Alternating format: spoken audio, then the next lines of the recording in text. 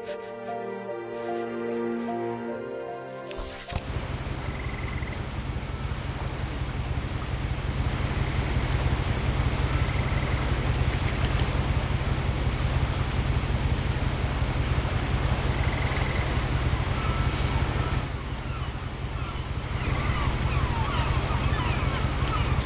lot of this isn't going to make sense to you, and I'm sorry about that. I'm just going to start at the beginning, with the house.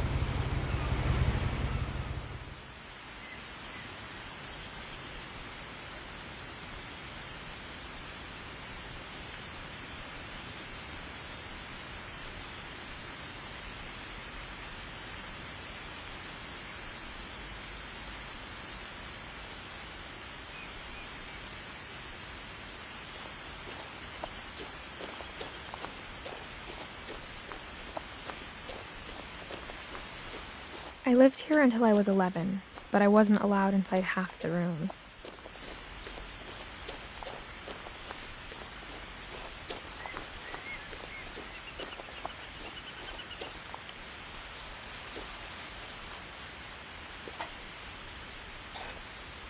Inside the mailbox were bills from 7 years ago, marked urgent, open immediately.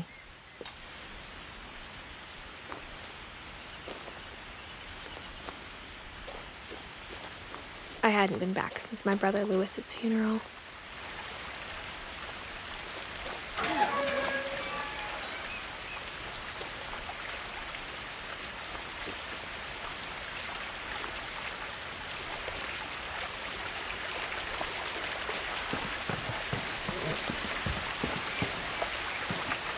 In her will, my mother left me a key, but didn't tell me what it unlocked. Maybe she thought I'd know, or she thought that the mystery would be enough to bring me back.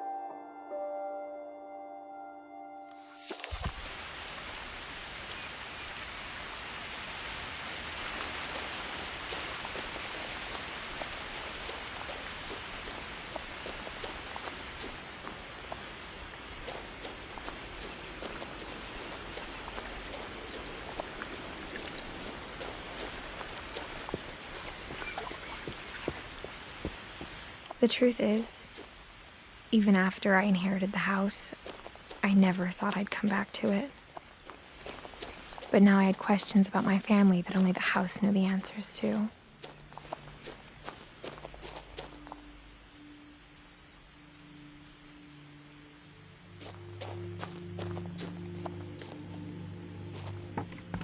The woods around the house have always been uncomfortably silent, as if they're about to say something but never do.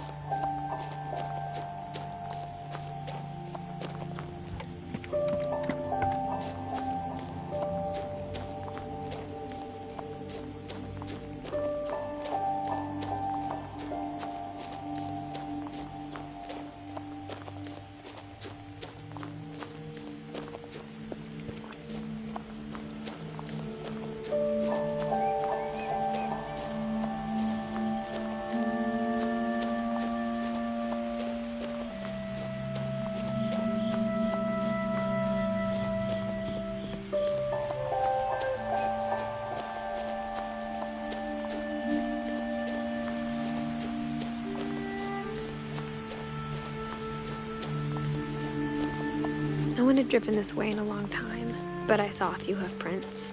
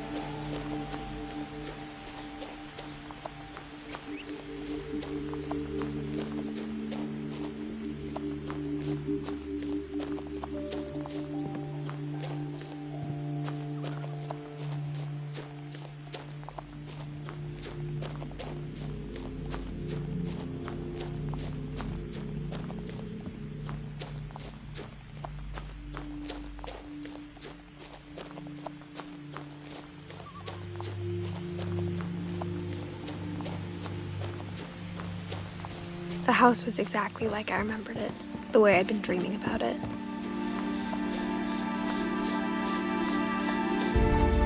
As a child, the house made me uncomfortable in a way I couldn't put into words. Now, as a 17-year-old, I knew exactly what those words were. I was afraid of the house.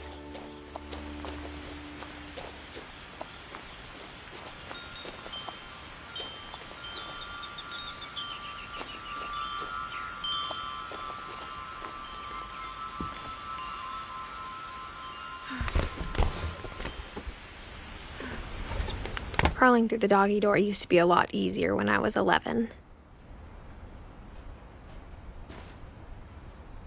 The power had been turned off the night we left.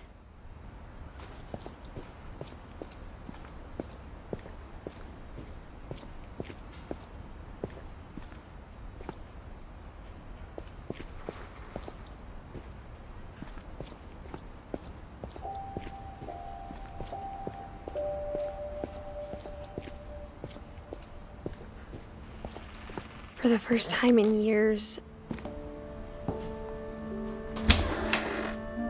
I felt like I was home.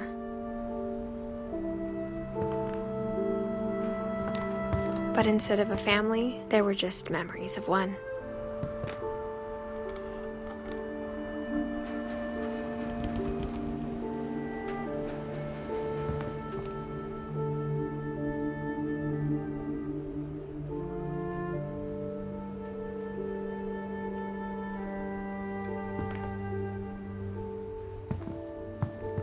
Like how after Lewis started working at the cannery, we all got sick of eating salmon, except our cat, Molly.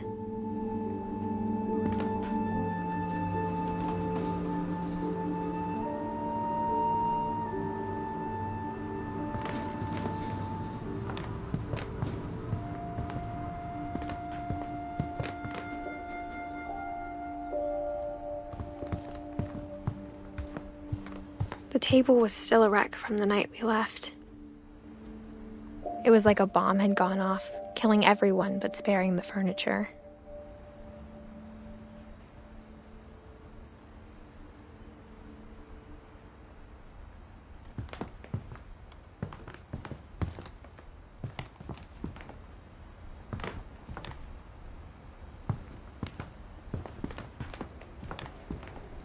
Nothing in the house looked abnormal. There was just too much of it, like a smile with too many teeth.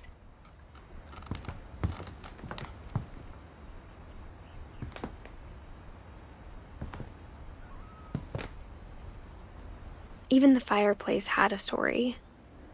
Edie told me the bricks came from the original house, after it sank.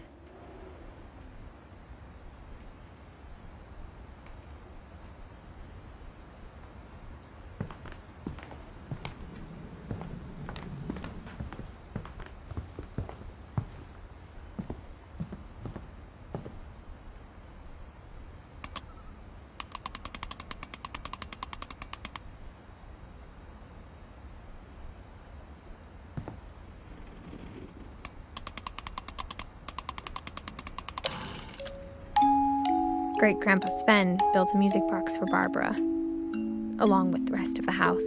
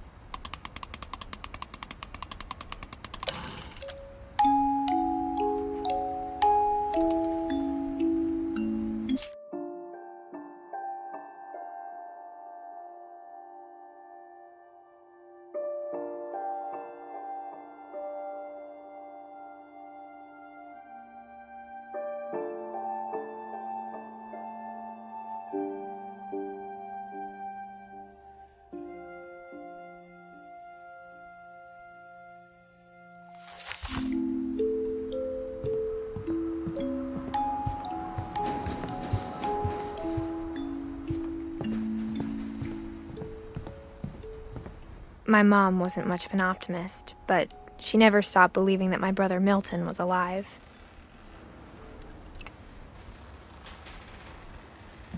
A lot of things got left behind in the whirlwind of that last night.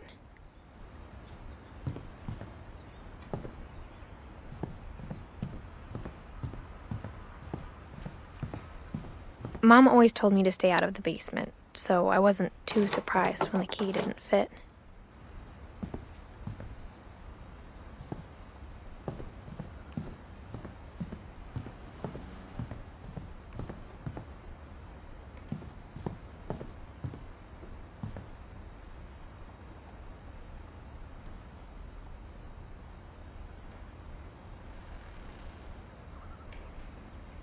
After Milton disappeared, Mom sealed up all the bedrooms. Then Edie retaliated and drilled peepholes.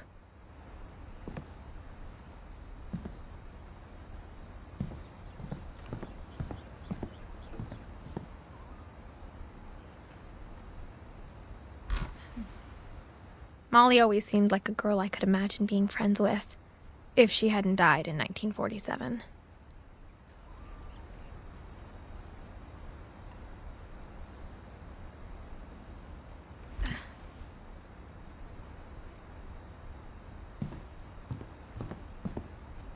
I spent a lot of time playing in Great Uncle Walter's room. I think my mom sometimes regretted not sealing it up. Lewis told me there were secret passages, but I never believed him.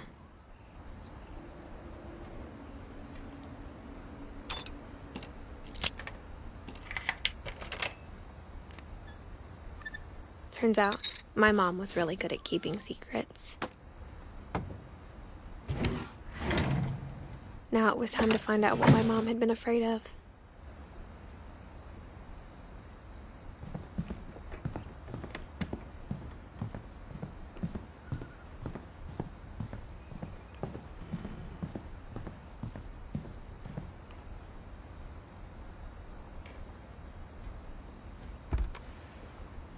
The last time I was in Edith Sr.'s room, I was 10 and she was painting my portrait.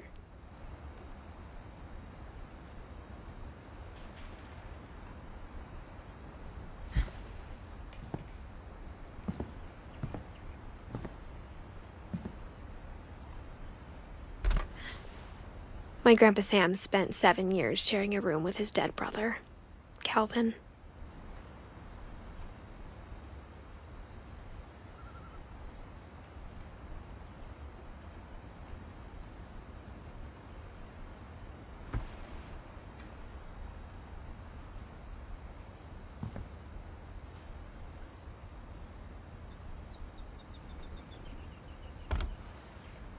As a kid, I just assumed every house had peepholes and sealed rooms you weren't allowed inside of.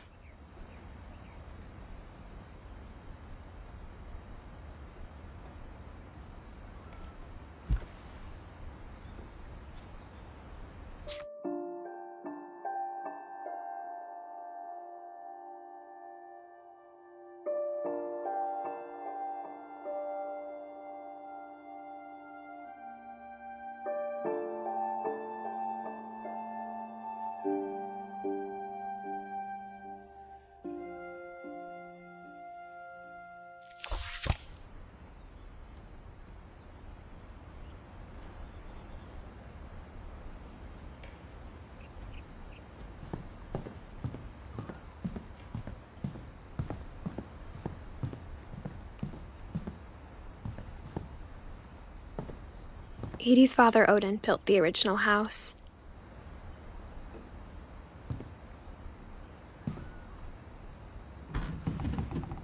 Barbara was a child star for 2 years, until America grew out of it.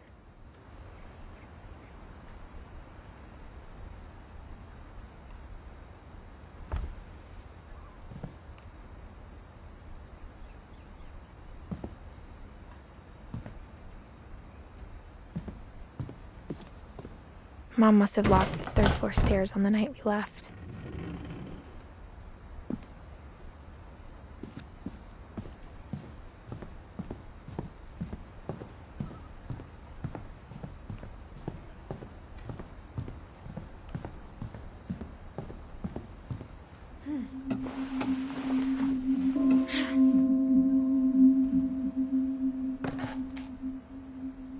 From the paintings on the wall, it was clear my brother Milton had been here before me.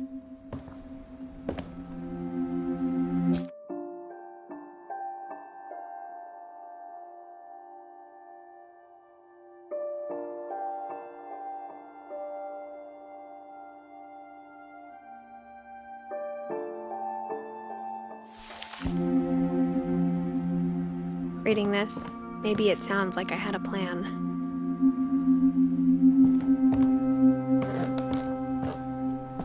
But I had no idea what was behind that door.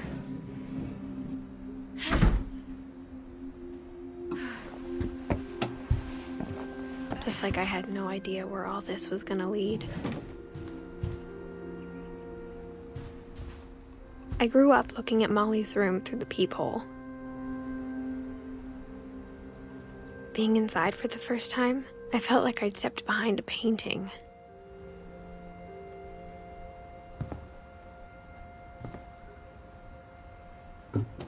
Molly's gerbil had a tiny bedroom with its own even tinier gerbil cage.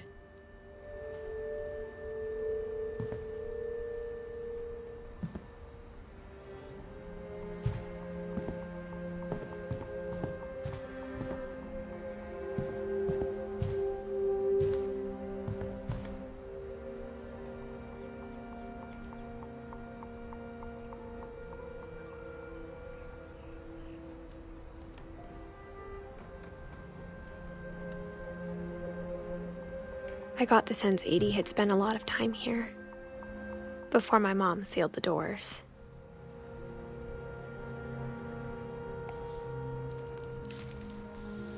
December 13th, 1947. Dear Diary, I'll be gone soon, but I wanted to tell somebody about what's gonna happen. It started when Mom sent me to bed without dinner. I woke up and I was starving, so I looked around for something to eat.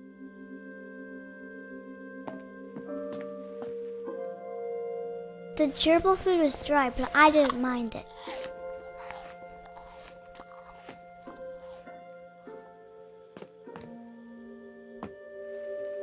My Halloween candy was all gone.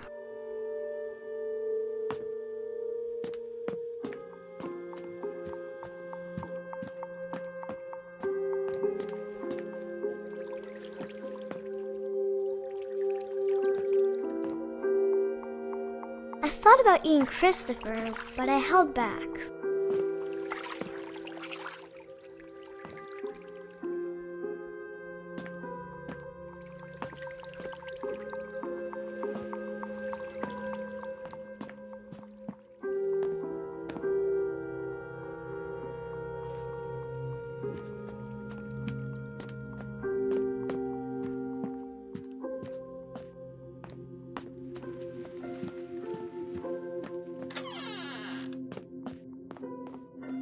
I kept eating and eating.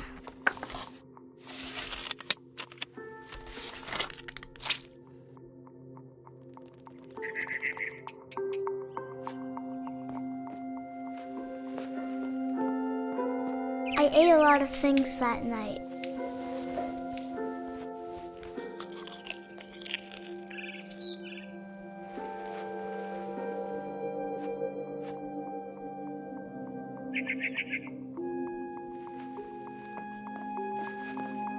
Then I heard chirping outside my window.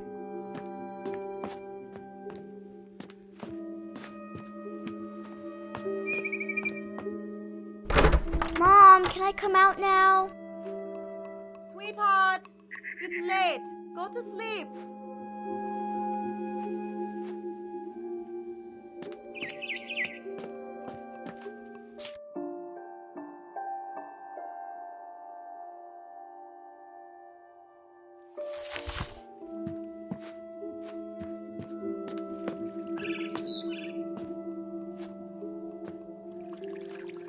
It was a barn swallow going back to her nest.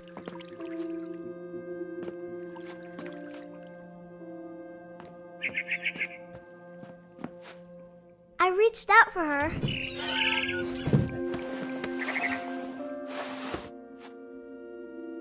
And suddenly, I was a cat.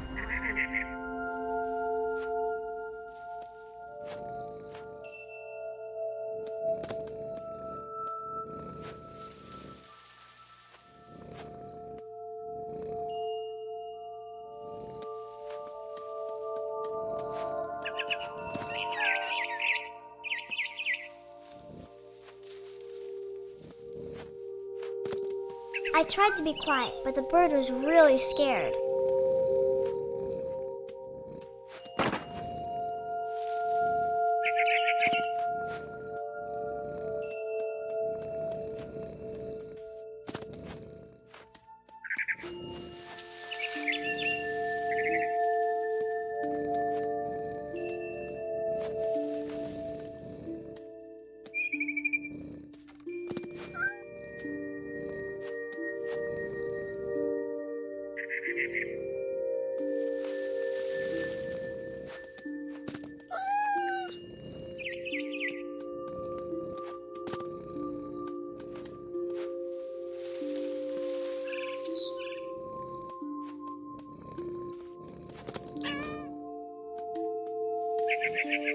Mom and Dad didn't even look at me.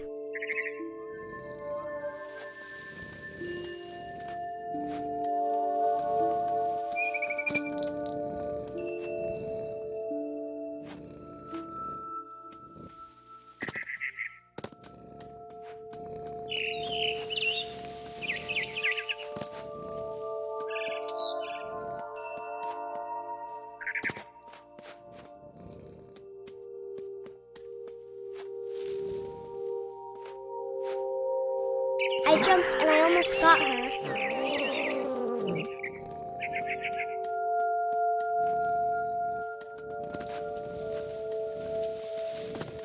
I could tell she was getting really tired.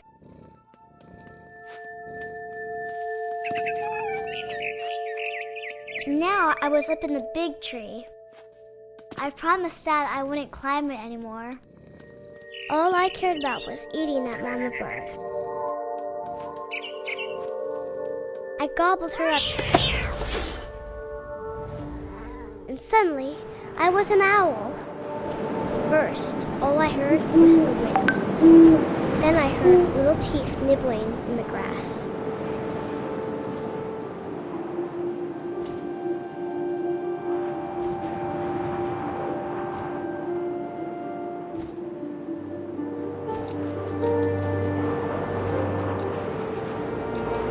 Rabbits.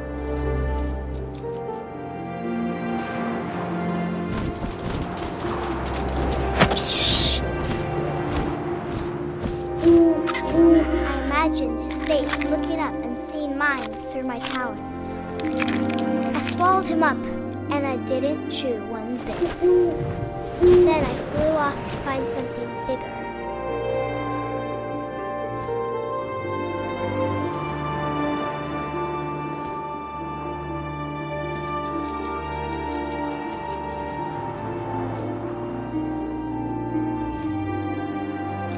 A mama rabbit.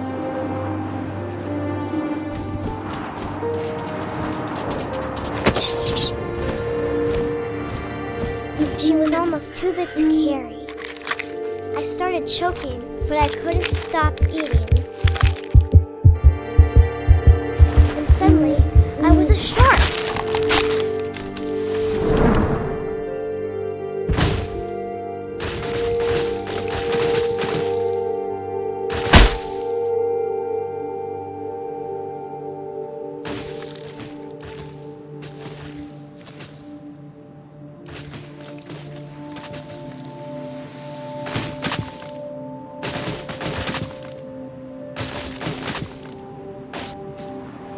tumbled off a cliff and into the ocean. Now, I was hungrier than ever.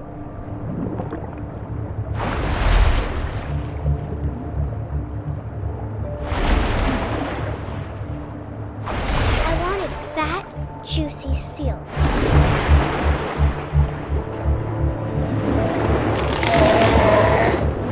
I tore off her flipper, and it tasted really good.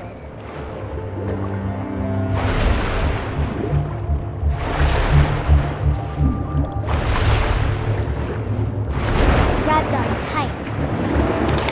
When I was so hungry, I jumped out of the water. When I opened my eyes, everything had changed.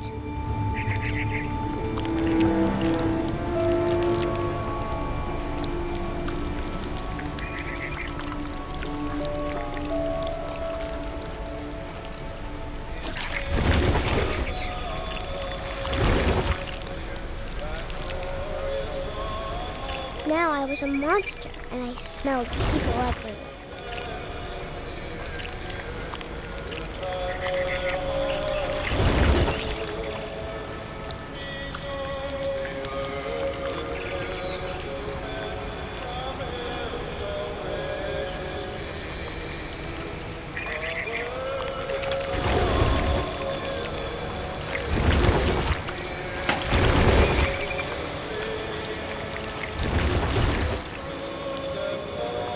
I was big, and I moved real quiet.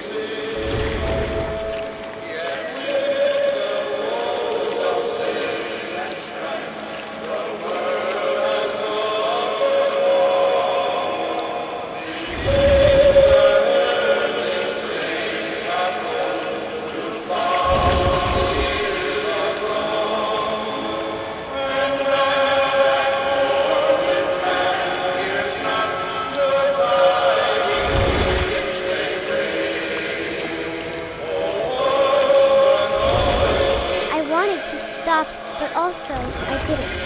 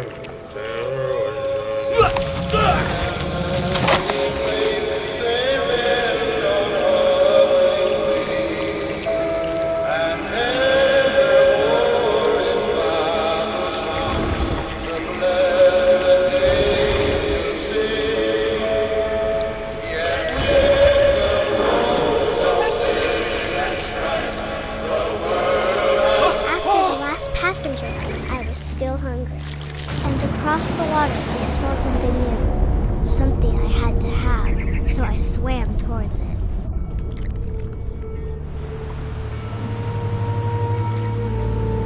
I slithered onto the sand, and the good smell went into an old pipe.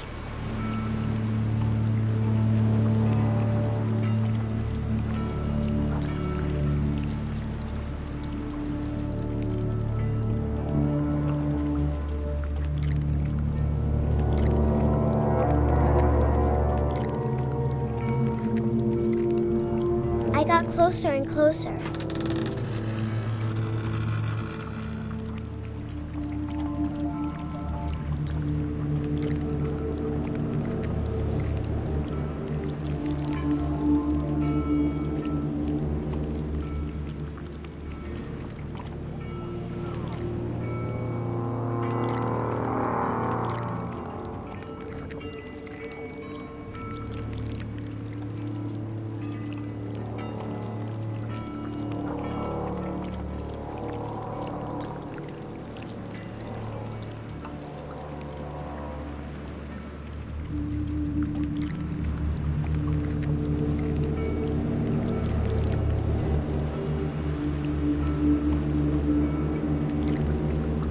All of my stomach started growling. And suddenly, I was me again. I held my breath for a long time, but I couldn't hear anything. I think it's waiting for me to fall asleep. But it's not going to wait much longer. It needs to feed, and we both know I will be delicious.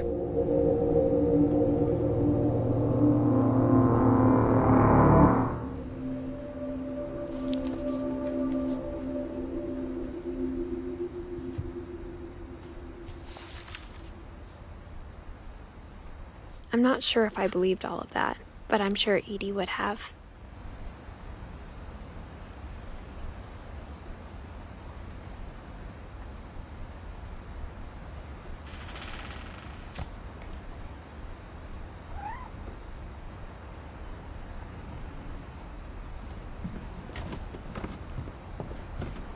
I can't describe it, but I felt like some part of Molly was still here.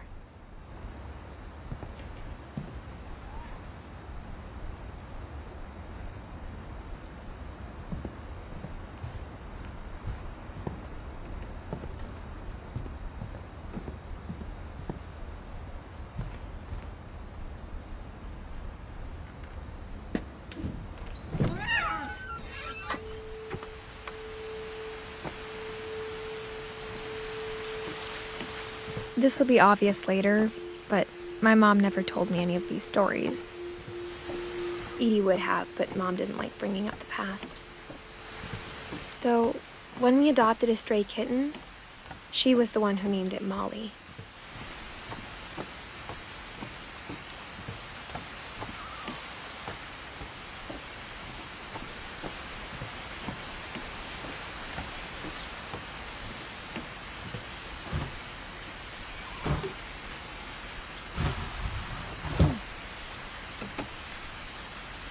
I spent a lot of time in Great-Grandma Edie's room.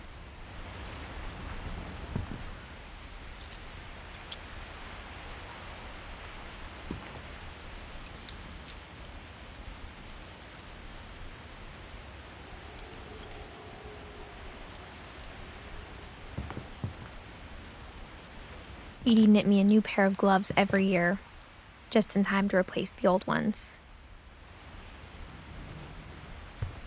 Louis died a week before we left, but Edie had already started to memorialize him.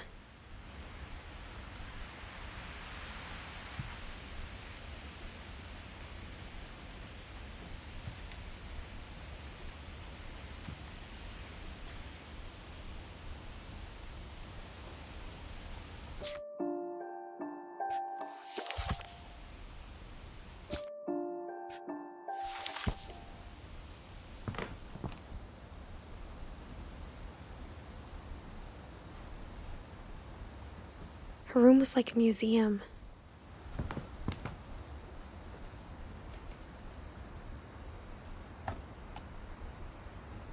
For 500 years, the Finches have been famous throughout Norway for their fortune and misfortune.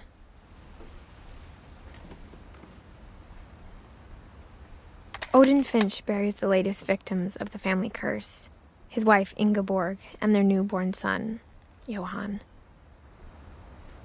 On January 7th, 1937, he set sail with his family and his house, hoping to leave the curse behind. But 40-foot waves off the coast of Washington send the house and Odin to the bottom of the sea.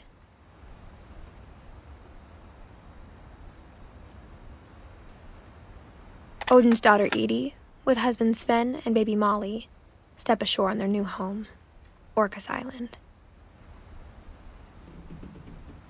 Odin Finch is the first to be buried in the new family cemetery. His daughter Edie is already dreaming of a new Finch house.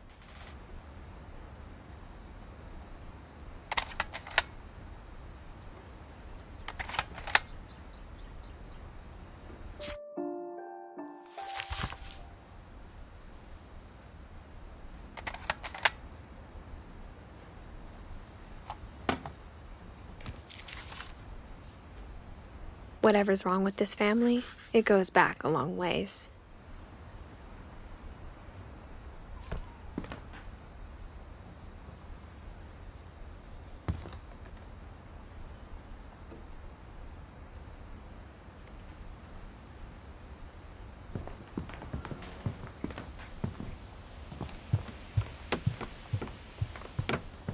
Even in her 90s, sometimes Edie seemed a lot younger than my mother.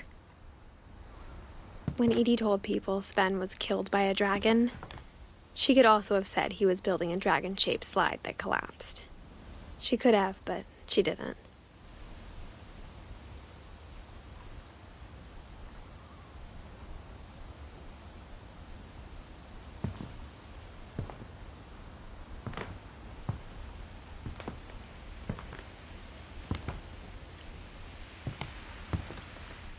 One summer, they evacuated the island, but Edie refused to go. For a few weeks, she was a celebrity.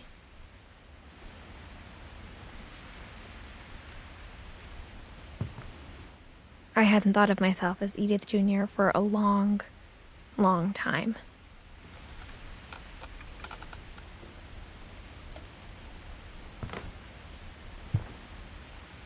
Edie gave a big interview about a mole man living under the Finch house.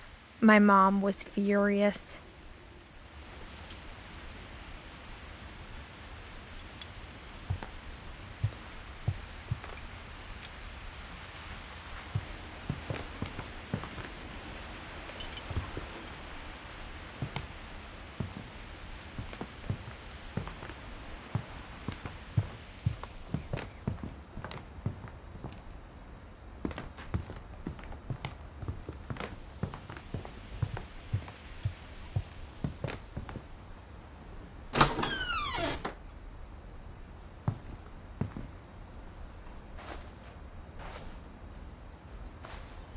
The only trace Grandpa Sam's first wife, Kay, left on the house was the pink bathroom.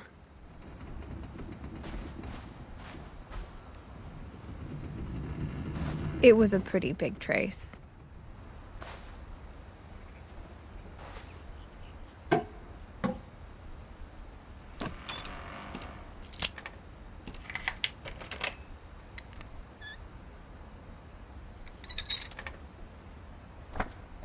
There's a secret in this bathroom. It's in the last place you would look. It isn't in the cupboard. It's hidden in this book.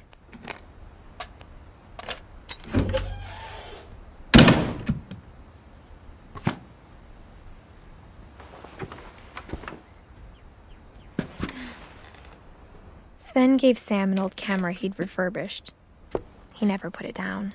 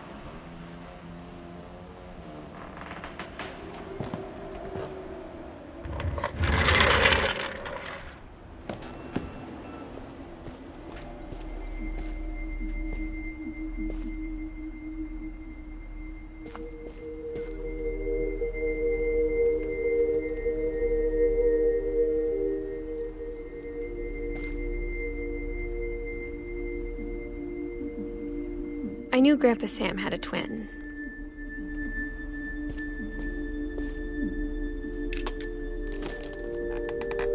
And that he never talked about him.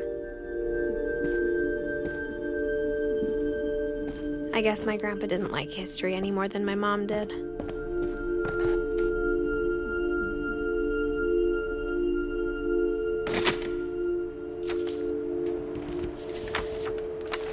How I Want to Remember My Brother by Sam Finch. The thing I remember is that when he made up his mind, that was it.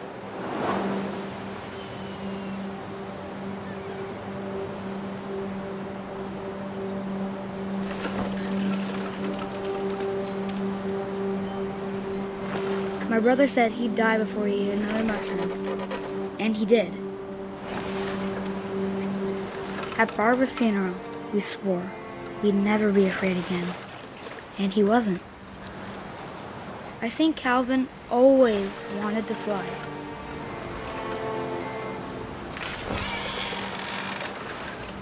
Sam! Calvin! Dinner's ready! Coming! But that day, he finally made up his mind to do it. I told him going around was impossible. Maybe if I hadn't said that. Calvin! I'm not gonna tell you again! Maybe if the wind hadn't picked up. Then maybe he'd still be here. But I doubt it.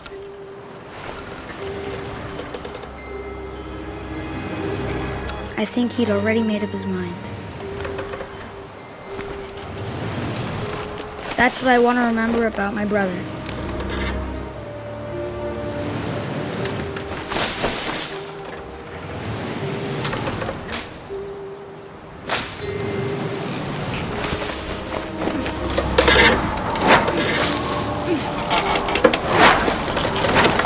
The day he made up his mind to fly.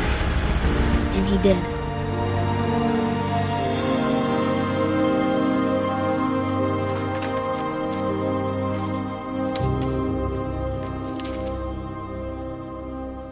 Calvin's story felt strangely familiar. When I was younger, I remember trying to do the exact same thing.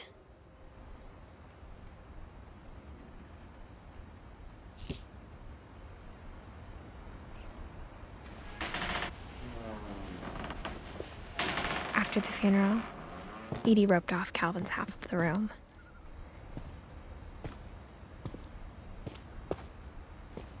Mom said Grandpa Sam enlisted at 18 and never set foot in the room again.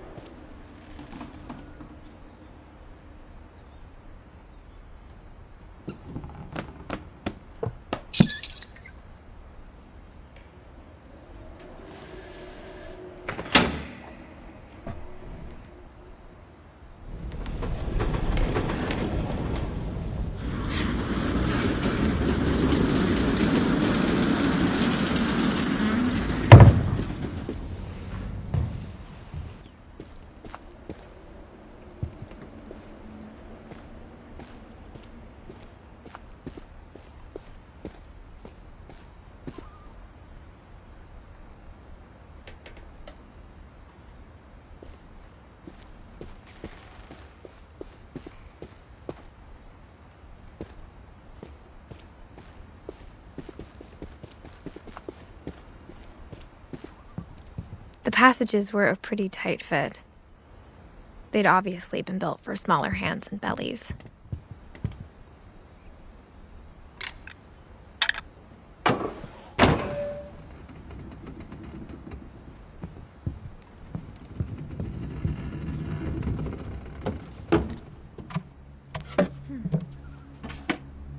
Growing up, I always thought of Barbara as a child star.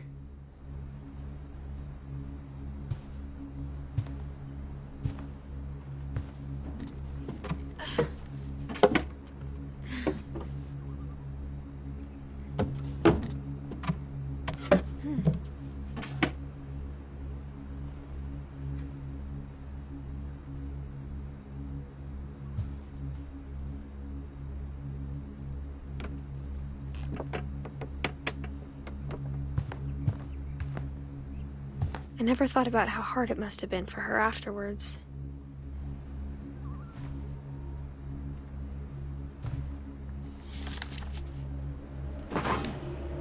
Of all the stories people wrote about Barbara's death, I'm surprised Edie saved this one.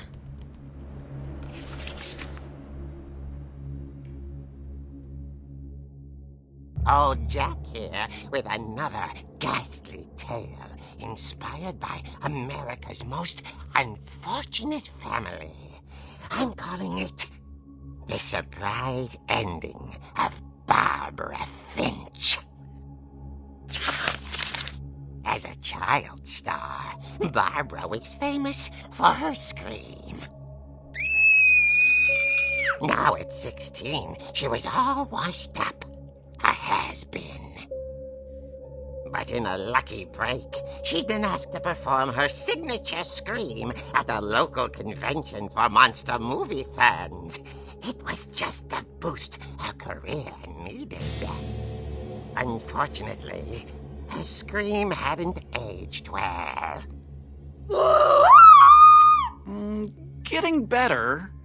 I think you just need the right motivation.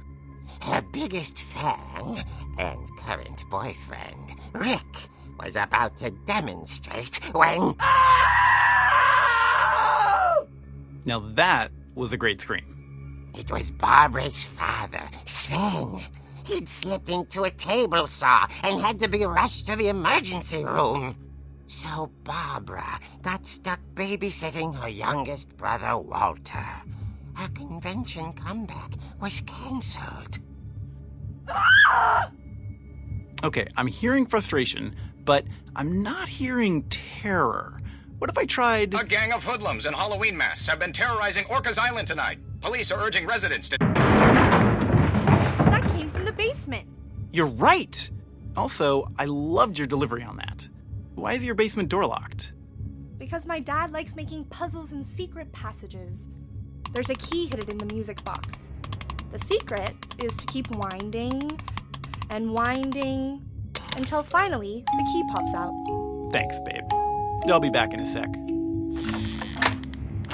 20 minutes later, Rick hadn't returned. So Barbara went to look for him, right on cue. She reached for the music box.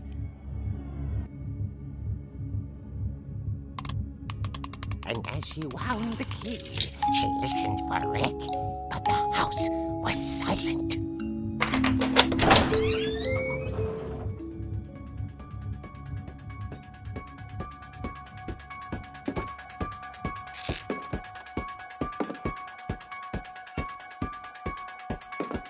She found Rick's crutch and imagined the worst.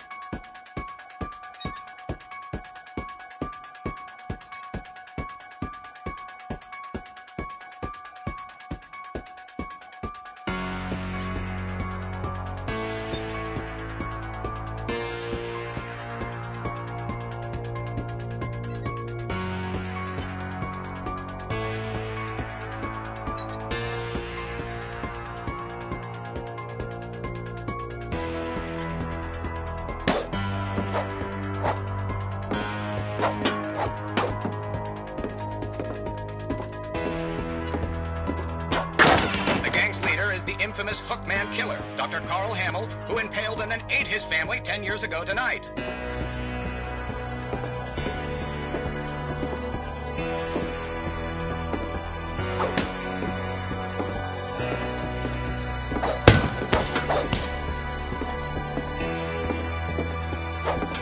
Old Finch rattled and grew still.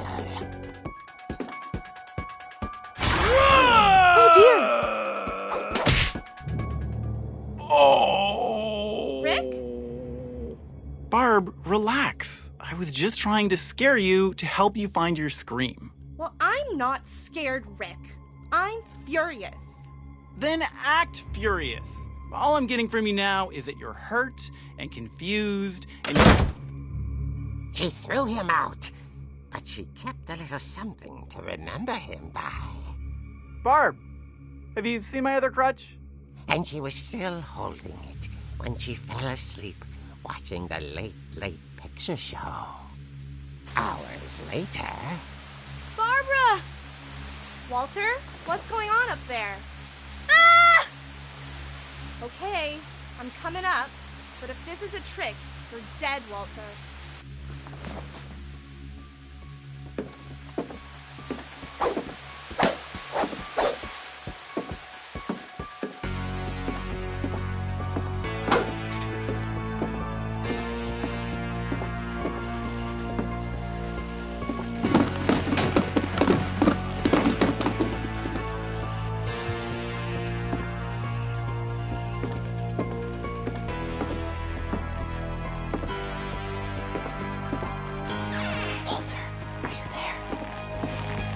Walter had vanished, but his bedside radio was still on.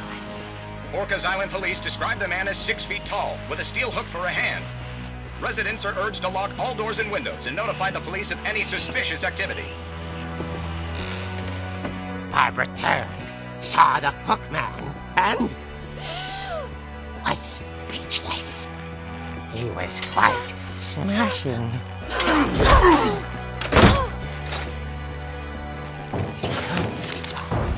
He couldn't get enough of Barbara. Okay, Barbara, there's gotta be another way out of here.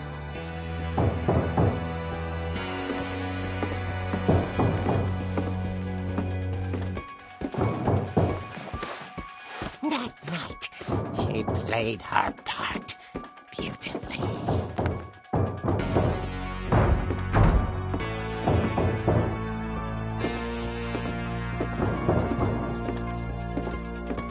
She thought about abandoning Walter, but just couldn't do it.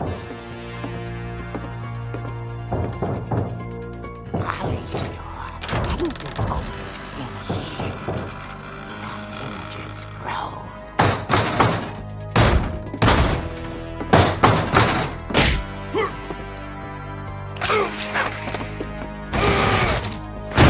He wasn't moving, but she sensed the story might not be over yet.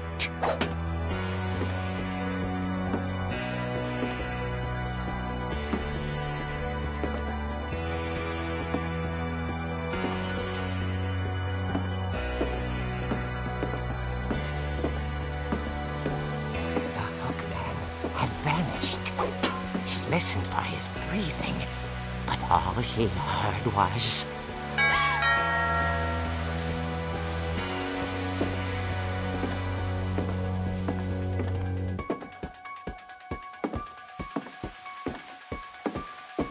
Someone at the door was dying to speak to young Barbara.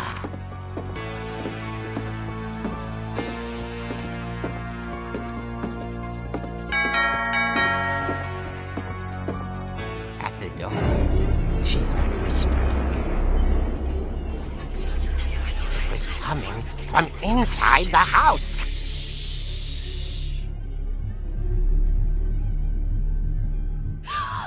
Oh dear. The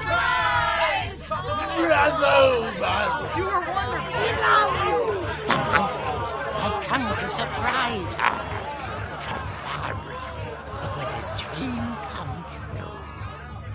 Then she saw what kind of monsters they were, and she realized what was about to happen. She was going to be famous.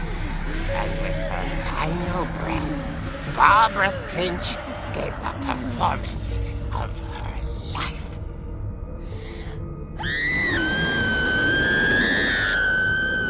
I wasn't there myself, but I hear Barbara was magnificent. Poor girl. She had a taste for stardom. But unfortunately, so did her fans. Of course, the police blamed it all on poor Rick, who disappeared the same night. And little Walter? Hiding under his bed the whole time. He took it all pretty hard, but that's another story. As for Barbara, tucked inside the music box was all they ever found of her. Her ear. Now that's what I call a real eerie tale.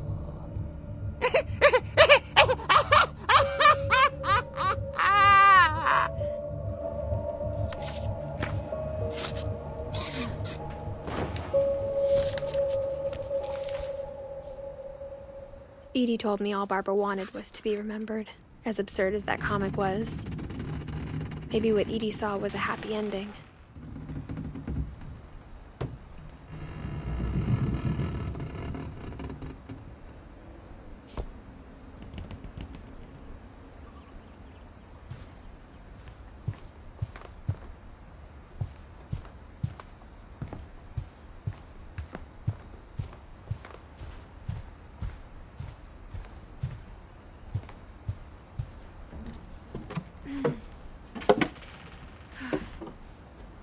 I guess now I know why Mom didn't like me playing with the music box.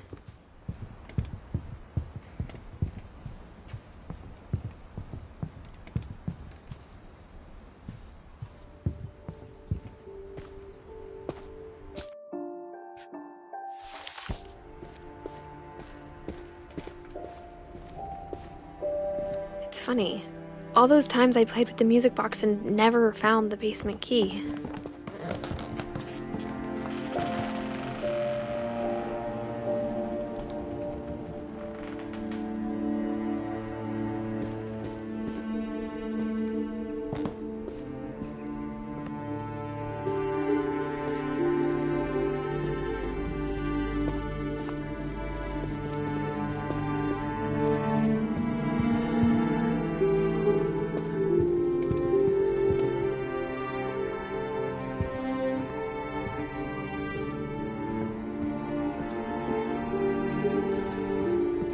Whenever people ask me about my family, the first thing they always want to know about is Barbara.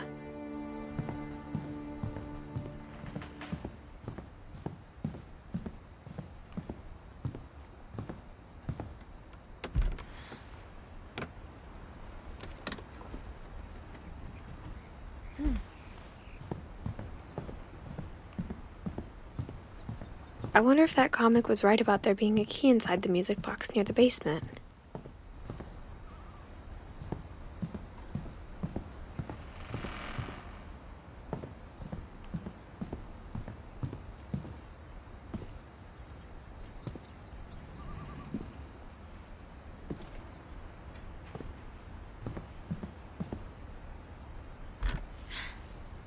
Edie told me once that every Finch who ever lived is buried somewhere in the library.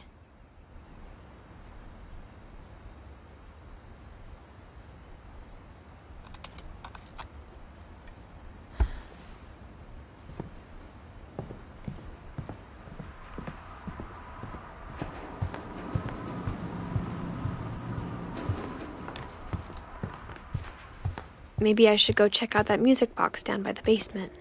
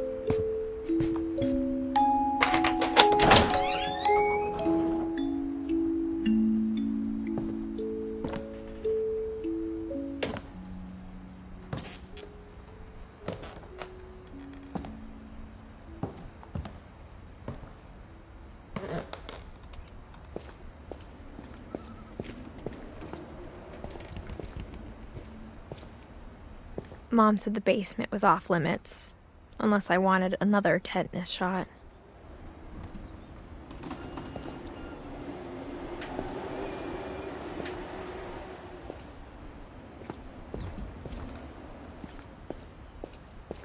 I saw Edie sneak down to the basement once, carrying packages.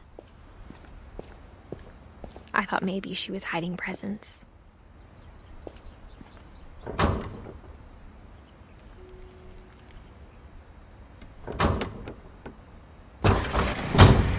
It turned out she was hiding a lot more than that.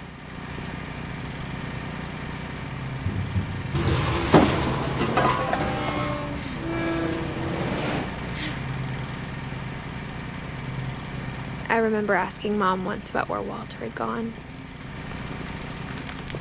She said after Barbara died, he got as far away as he could. If there's a pattern in all these stories, I think it's that none of us has gotten very far.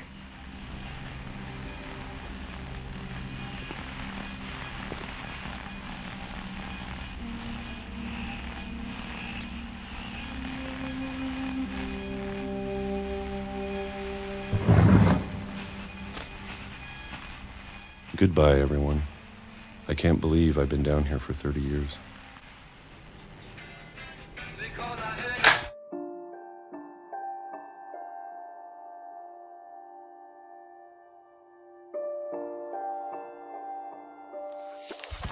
On that first day, after the shaking started, I didn't think I'd survive a week.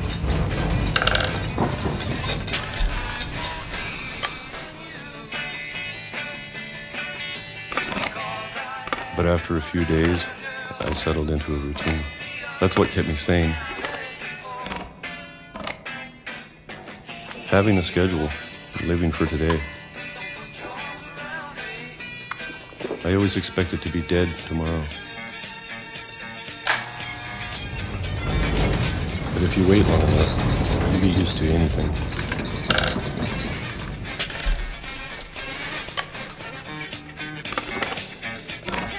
Even a monster on the other side of the door starts to feel normal. Almost friendly.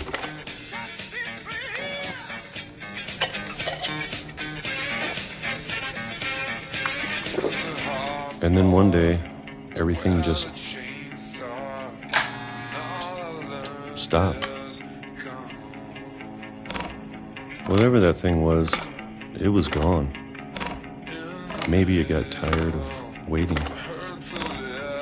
Or maybe I just got tired of being afraid.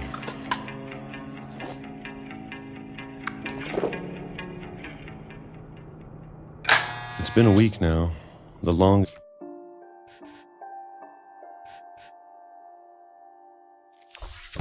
in 30 years. I'm done waiting. I have to leave. Well, I still can.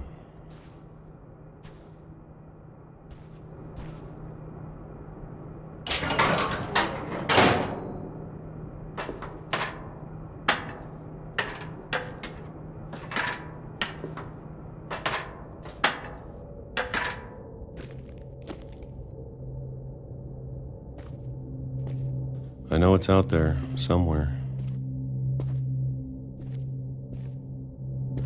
Whatever killed Barbara and Molly and Calvin.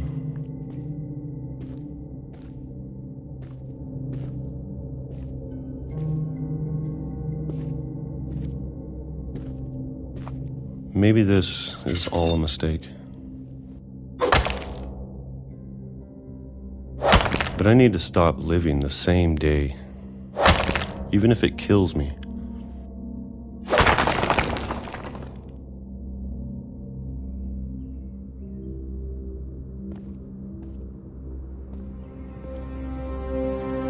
Whatever's out there, I want you to know I'm ready for it. I'm going to appreciate all of it, especially the food. I don't mind if I only have a year left.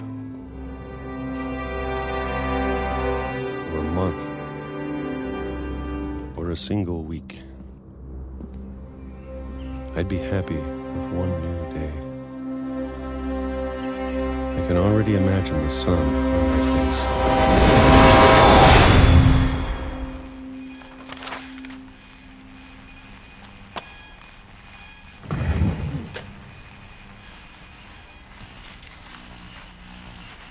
Walter died when I was 6. I can't believe my mom never told me he was down here.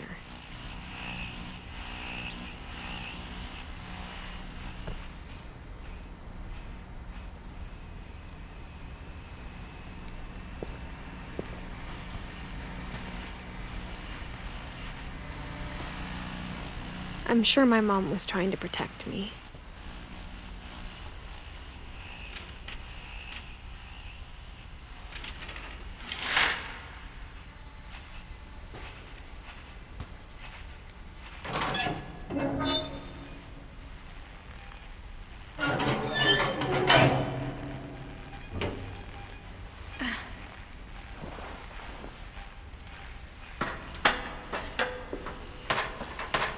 Maybe she was afraid I'd end up like Walter.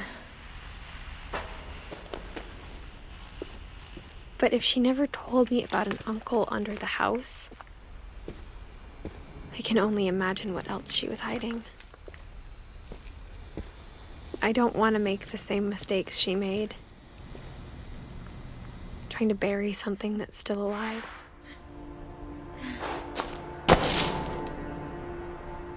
Now that there's only one of us left, or maybe 2,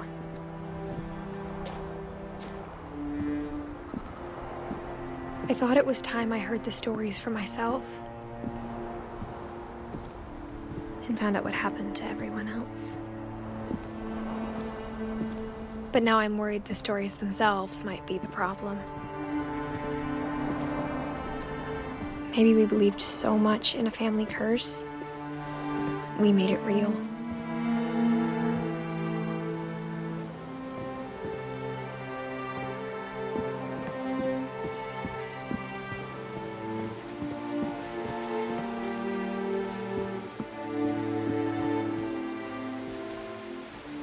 I don't know if I should even be writing this.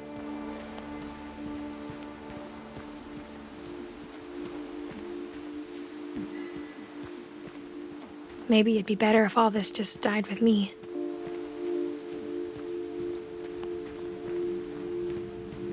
But I thought you should know about your family.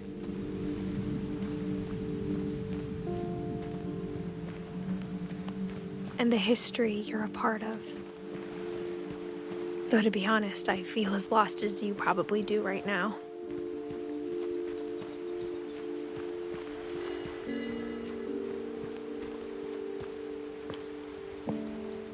I think the people in these stories believed them, for what that's worth.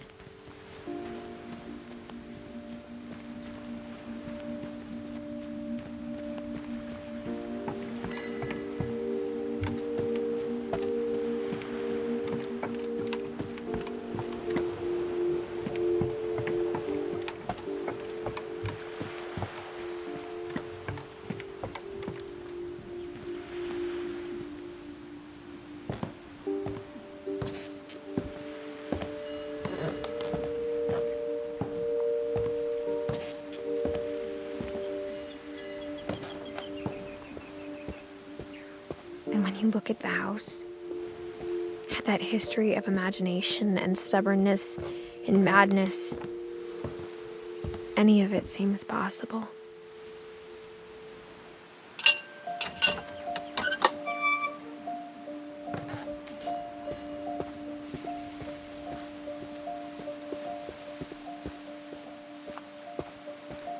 I think we've been surrounded by death for so long, we've just gotten used to it. What kind of family finishes building a cemetery before starting the house?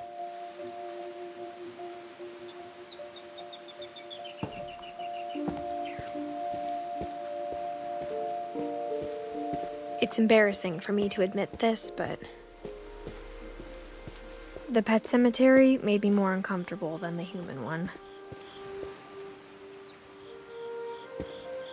3 of the gerbils were mine, and 2 had been my fault.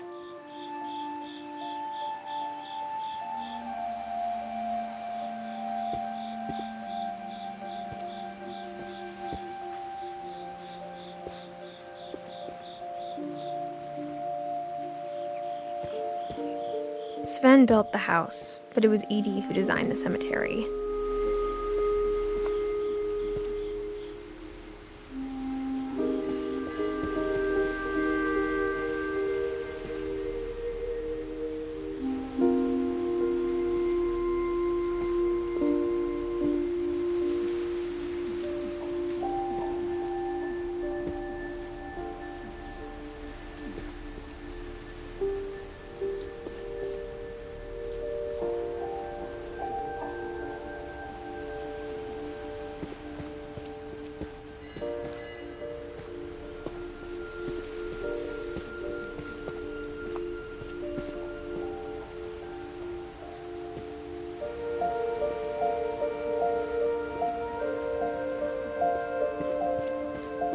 I'm sure Odin's monument had been Edie's idea.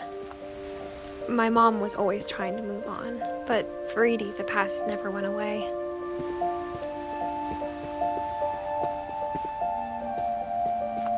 She could see it poking out of the water at low tide.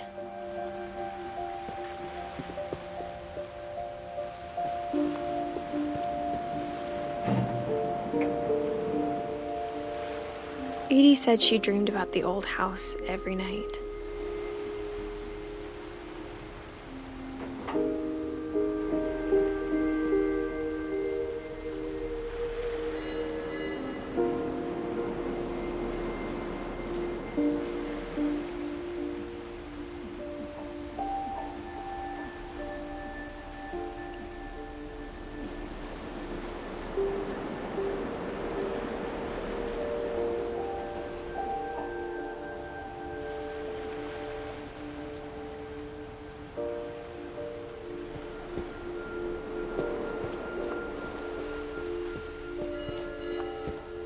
Edie's side was always easier for me to understand. But the older I get, the more I can see where my mom was coming from. Her dad had been pretty strict, but it wasn't enough to save her brothers. She was just trying to do better.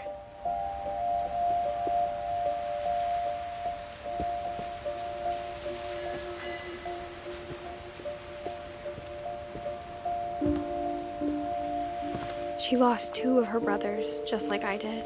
I get why she tried so hard to protect us.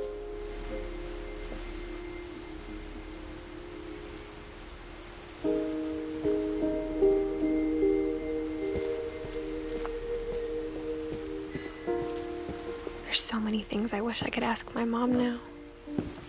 Part of me thinks this is what she wanted all along. For me to come back someday and find everything out for myself.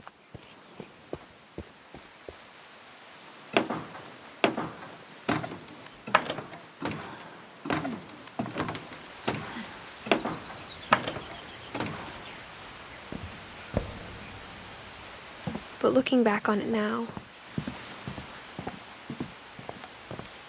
if she told me there was going to be so much climbing, I never would have come when I was 22 weeks pregnant.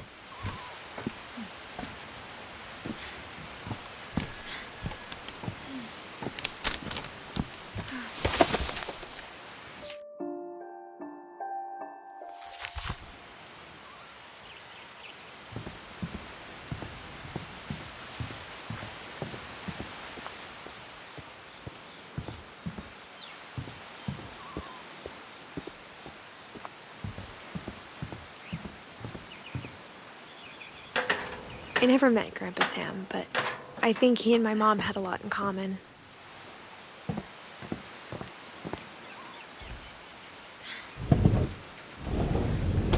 They were both pretty intense. Sam spent his life shooting photos, but Mom said he got nervous being in front of the camera. I guess we're all afraid of something.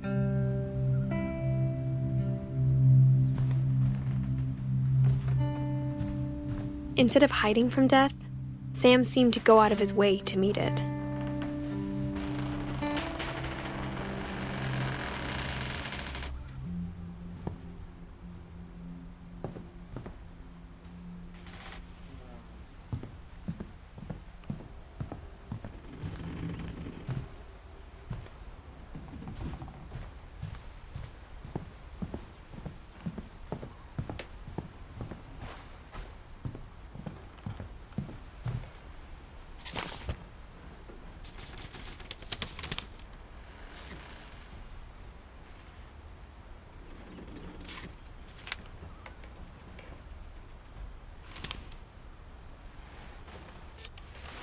Dawn, I promise, you'll never forget this weekend. Yes, sir. These memories are gonna last a lifetime. Am I gonna have to shoot anything? It's a hunting trip, Dawn. Shooting is strongly encouraged. What? Perfect. It's gonna rain the whole weekend, isn't it?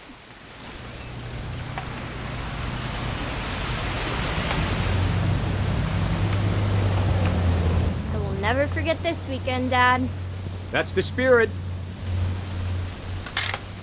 Okay, got it. I'm gonna take some pictures, okay? Just be careful. That camera's older than you are.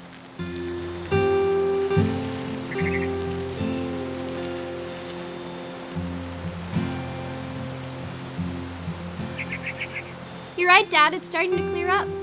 Still freezing, though. Definitely should not have drunk all that coffee.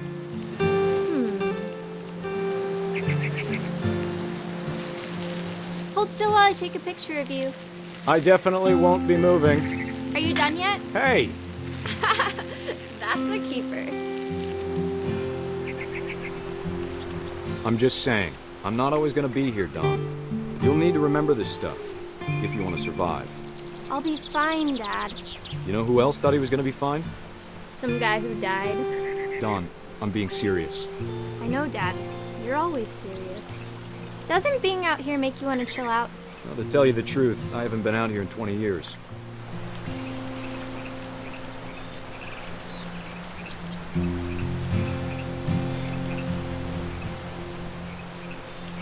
Last time I was with my brother Calvin.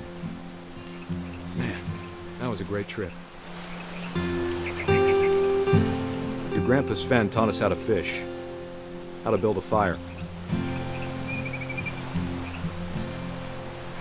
We found an old logging trail with deer everywhere. I bet if I could remember where that trail was, we'd spot a buck for you in no time. Give me a minute to check the map.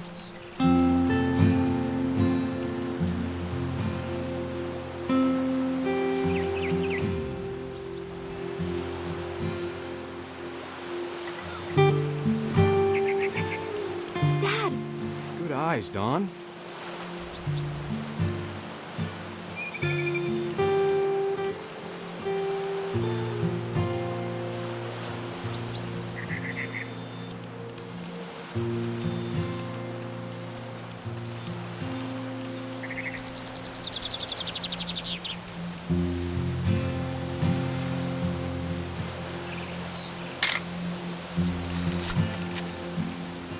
Before you take the shot, let me get a picture of you. Dad, I... Just breathe. Turn off your imagination. Focus on your target.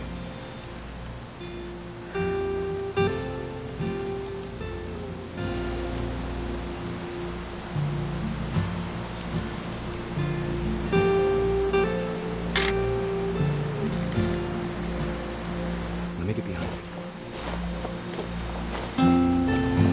Do I have to do this? Dawn, you don't have to do anything. But if you want to survive, you'll need to be strong.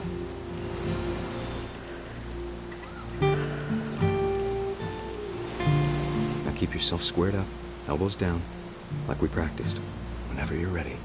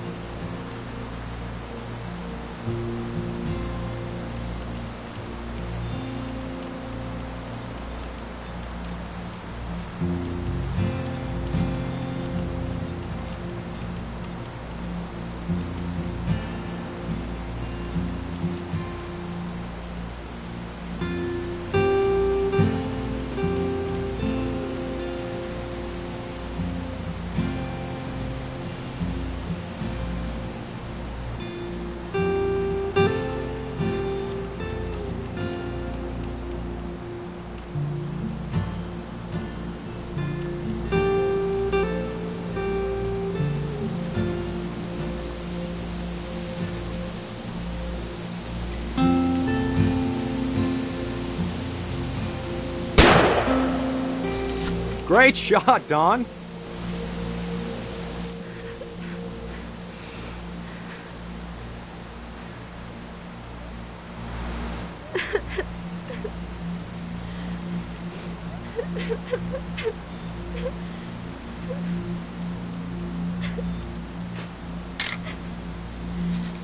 I'm proud of you, Dawn. Always remember that, okay?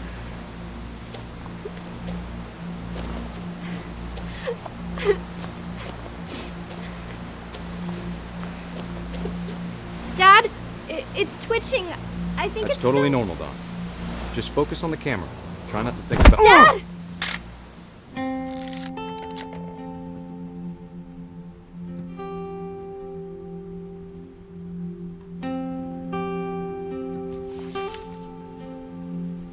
Of all these stories, that's the one I wish most that my mom had told me.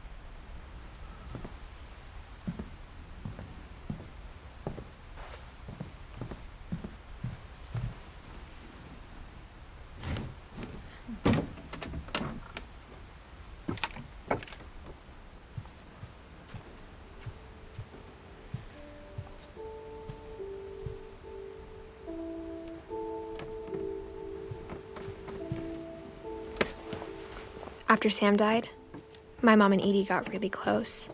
They'd both lost a lot.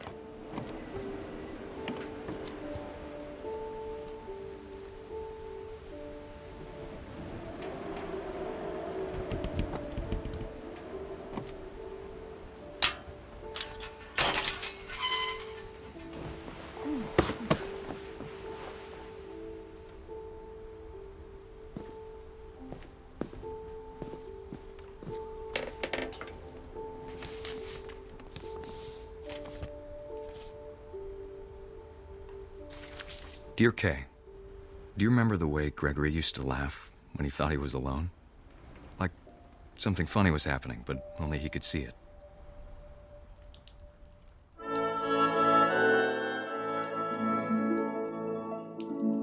I think he saw things the rest of us don't.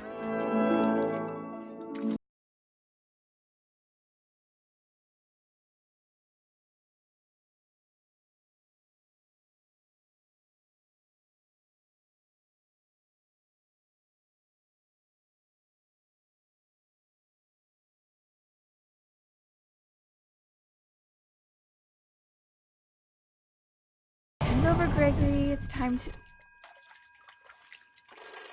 Hold on, sweetie. Hello?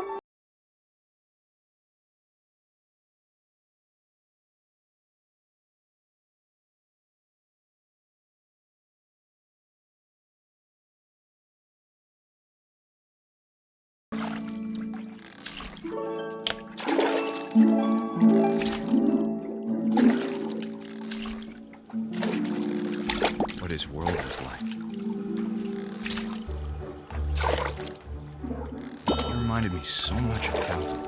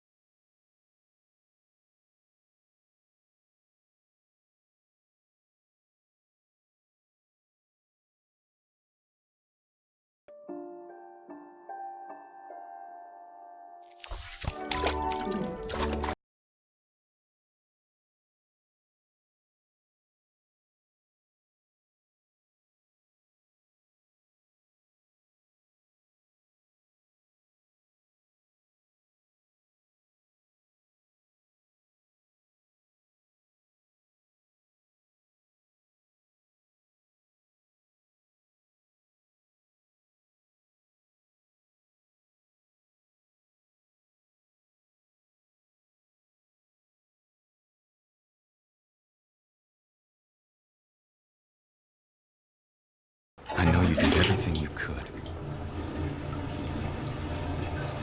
Maybe if I hadn't called that night. Damn it. Hold on, I don't want Gregory to hear this.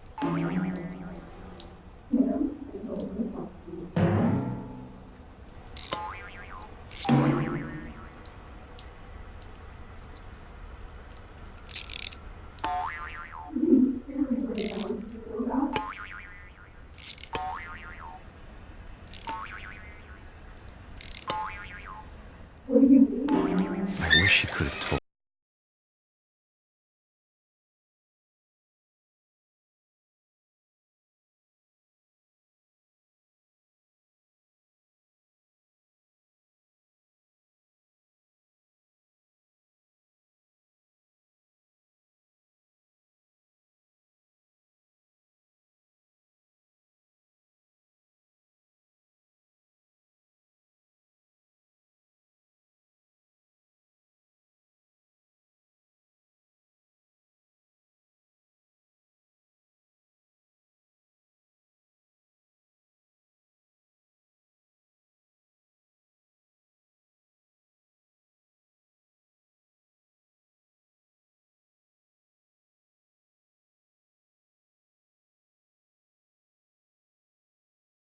I'm sure he's happy. And he'd want you to be happy too. Good luck, Kay. Love, Sam.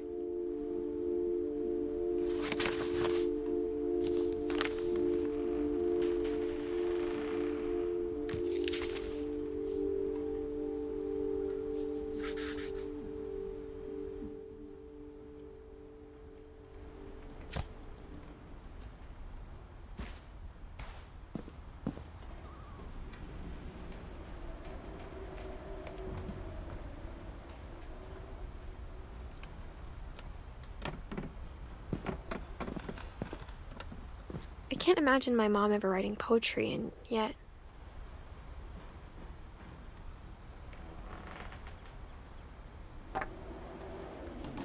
A poem for Gus. who always said the wedding was a bad idea. Our father never hit us kids, at least not very hard, before the day.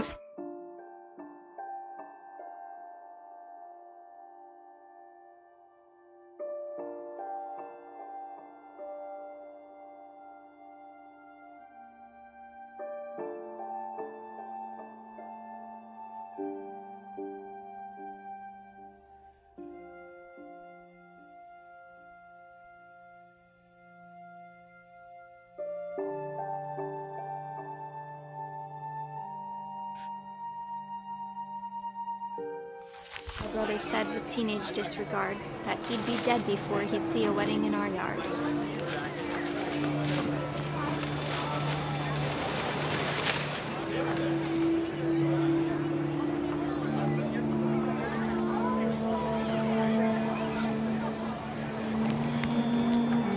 My father made him come, of course, but Gus stood far apart, just flew his kite and bottled up the storm inside his heart.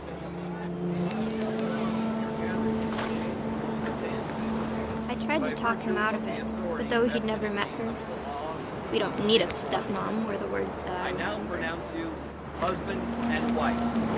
You may kiss the bride.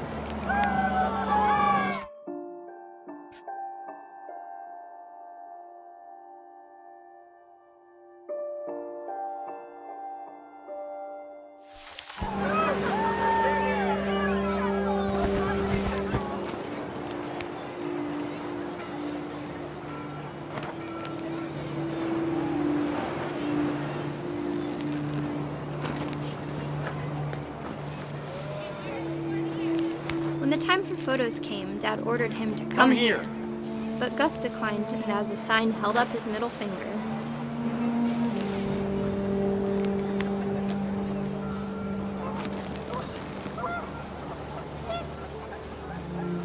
The wind picked up and panicked geese appeared and quickly went.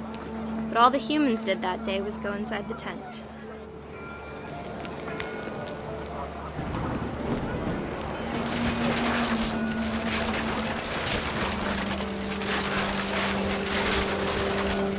Rain came down in buckets then, but no one seemed afraid that nature might destroy the tent our dad had crudely made.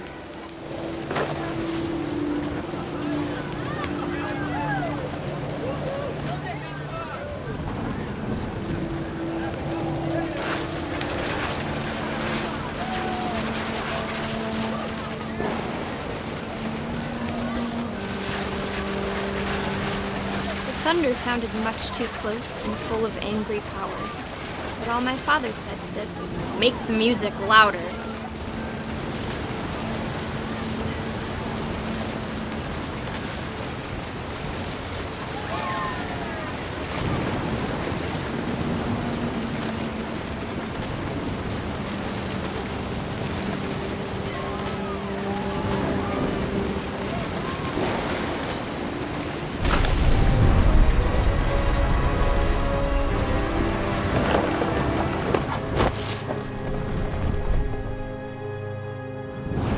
I wish that I could truly say I thought about you on that day. Out there on the beach alone, just you, the wind, the sea, and foam. But I didn't, until we found you.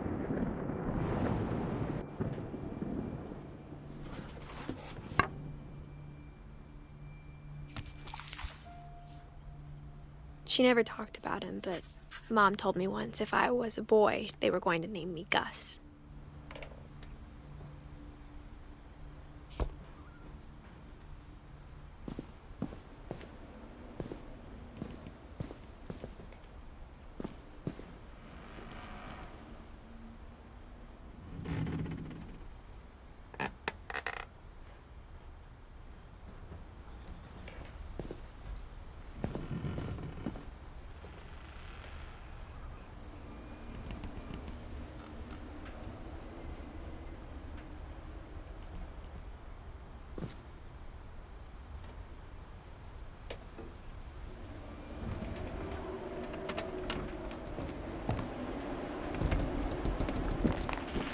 My mom moved up to the loft after her brothers died. At the time, it was as far away as she could get.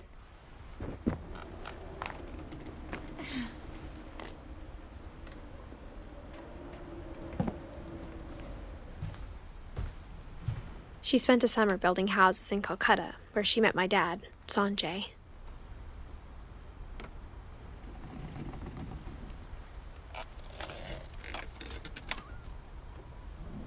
My mom moved to India a week after graduation and got a job teaching English.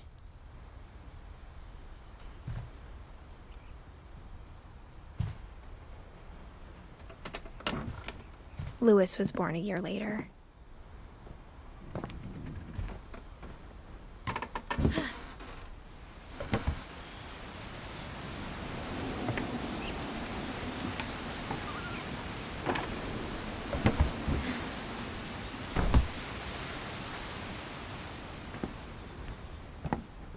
Religion was another thing my mom never talked about, but I think it helped her a lot after her dad died.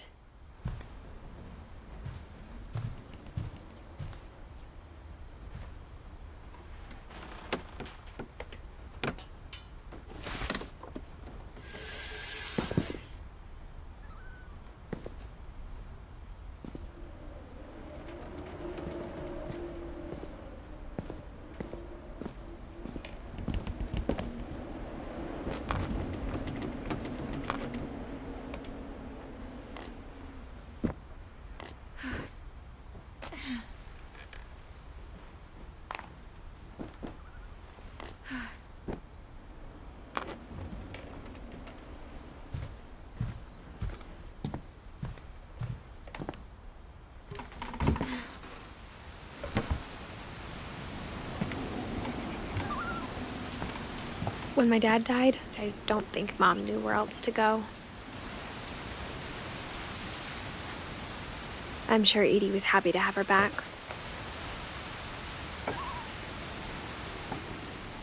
And to see kids in the house again.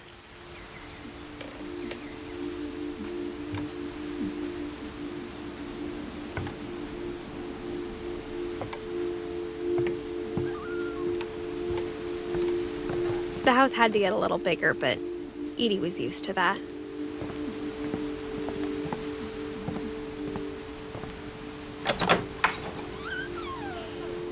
And for a while,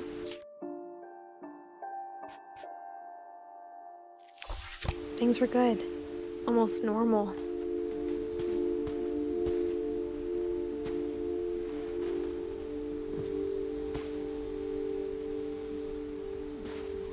But it didn't last.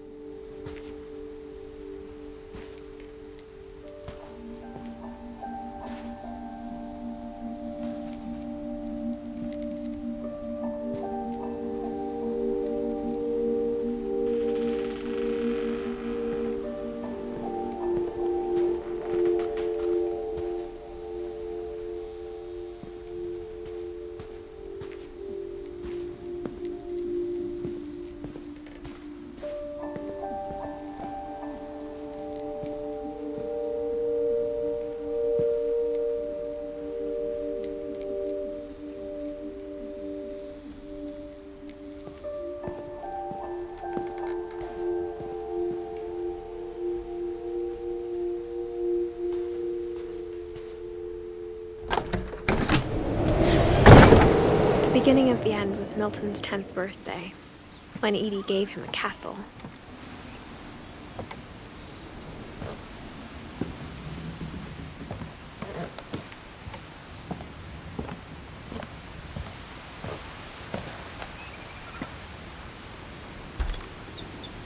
After Milton disappeared, the only thing he left behind was a room full of paintings.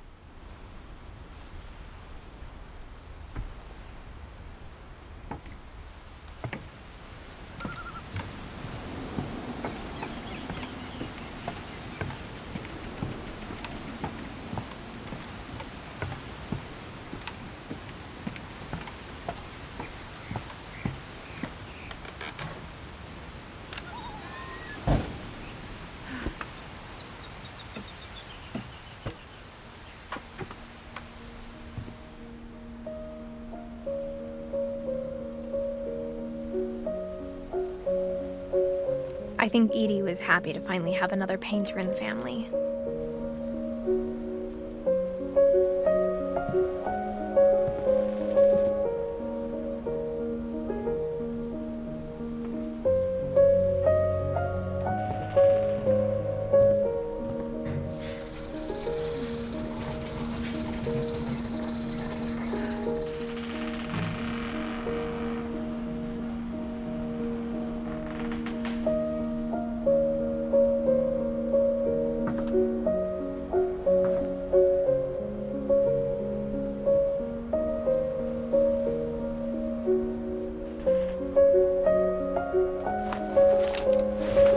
Milton Finch in The Magic Paintbrush.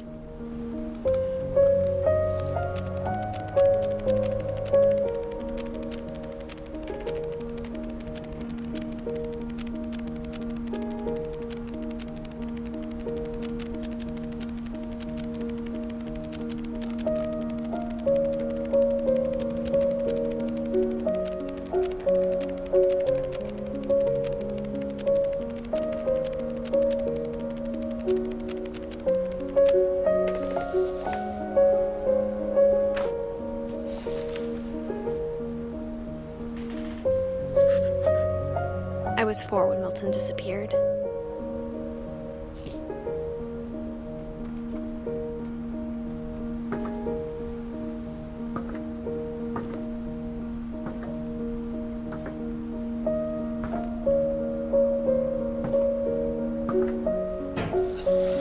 Mom spent months searching for my brother. Then she sealed the doors.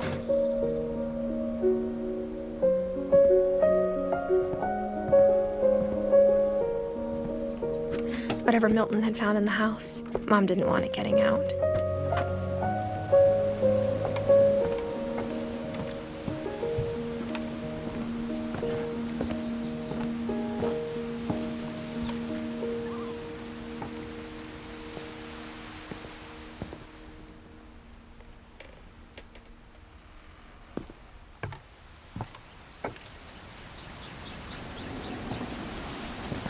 Mom definitely blamed Edie, but I think Louis blamed himself. After he graduated, he just spent more and more time in his room, until Mom got him a job at the cannery. Everyone always told me to stay out of Louis's room, except Louis.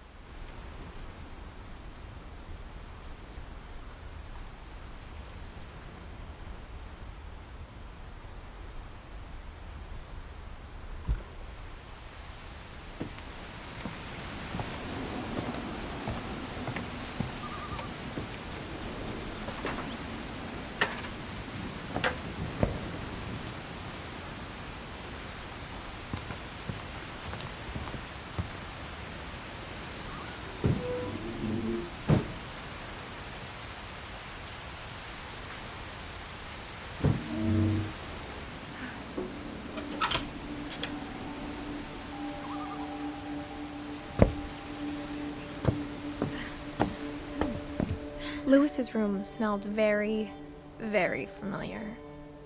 That part of him lived on.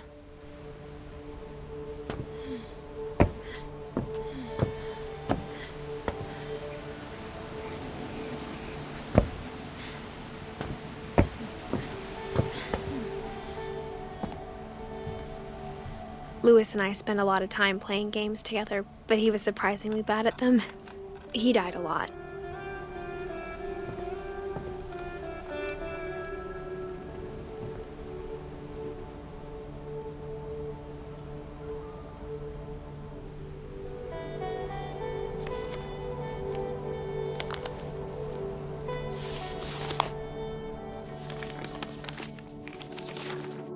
Dear Mrs. Finch, as Louis's psychiatrist, I can understand your desire for an explanation.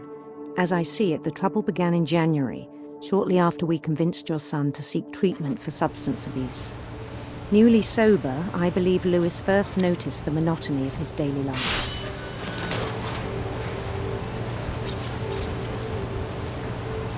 He kept working at the cannery.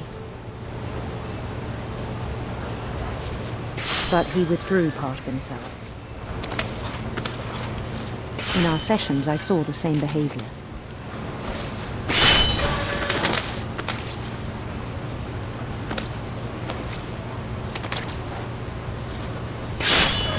His mind began to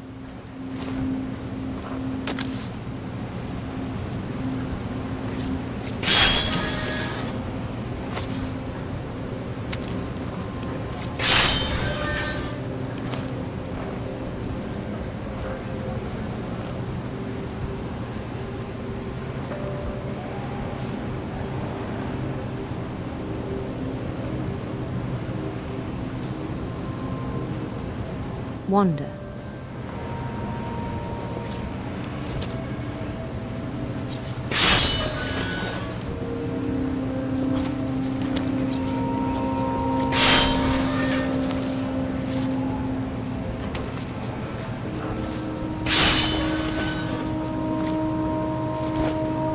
asked him to describe it. He said he started small, imagining a labyrinth.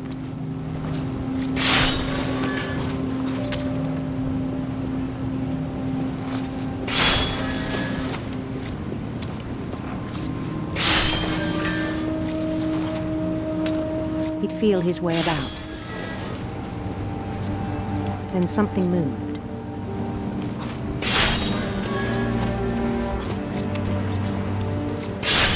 Bats and toads.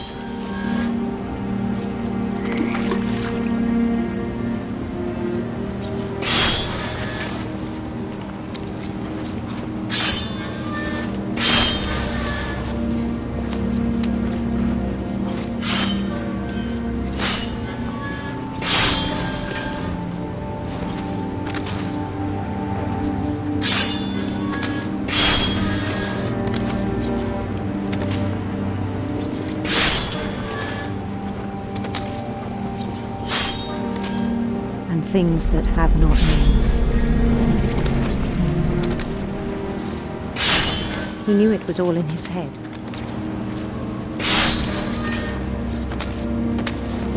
But he took it very seriously.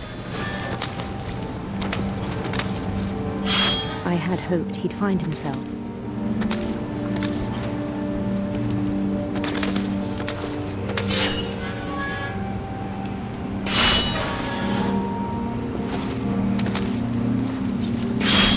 But he found something more.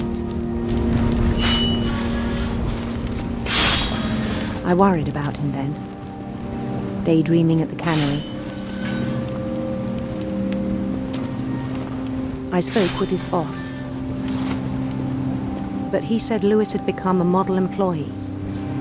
Methodical, tireless, focused. Like a whole new Lewis. So I let him go on.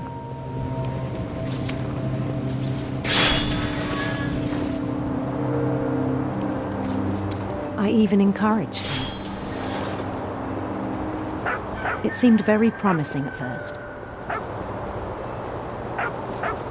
He told me he'd made a new friend.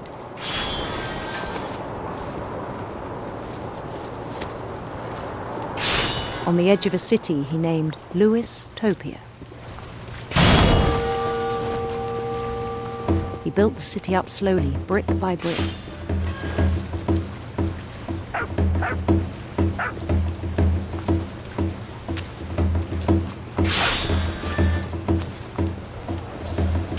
Then he made musicians.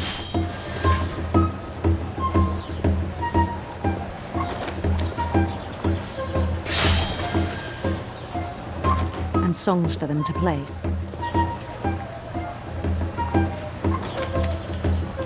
He talked about starting a band.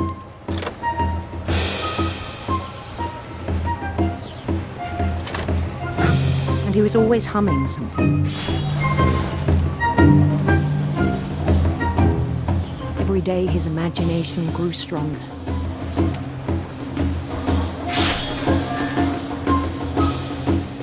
He no longer spoke at the cannery.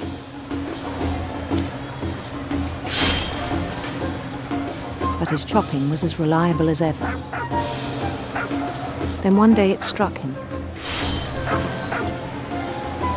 that all the cheering crowds, even the stones under his feet, were all in his imagination, so he could do whatever he wished.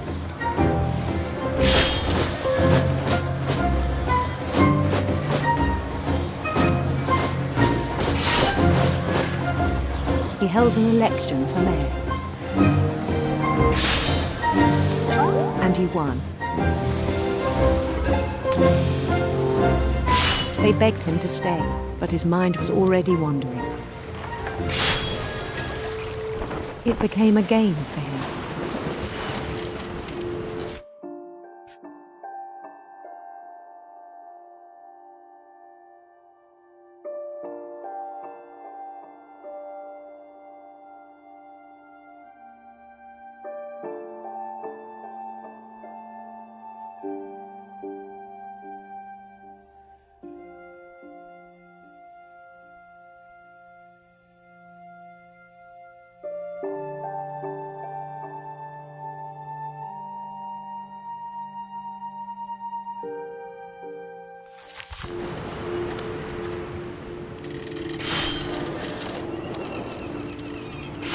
He'd conquer a city, then immediately push on.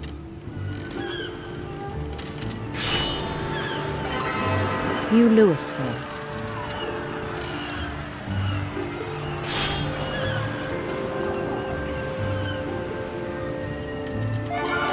St. Louis.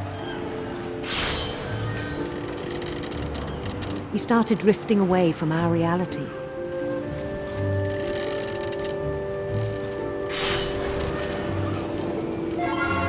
Minneapolis. Until one day he forgot to go home from the cannery. Even as his mother pleaded with him, part of Louis kept sailing on.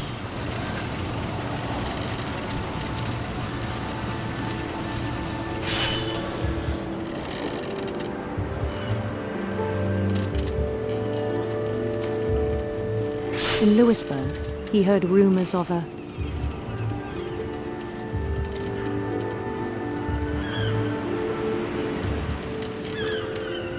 handsome queen.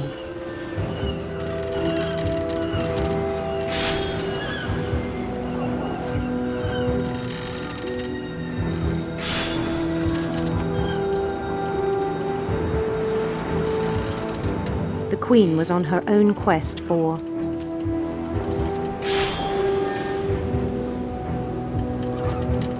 sinister serpents.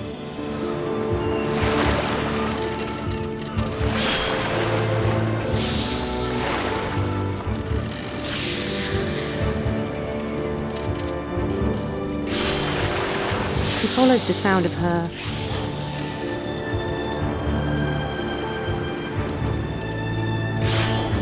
silver harp.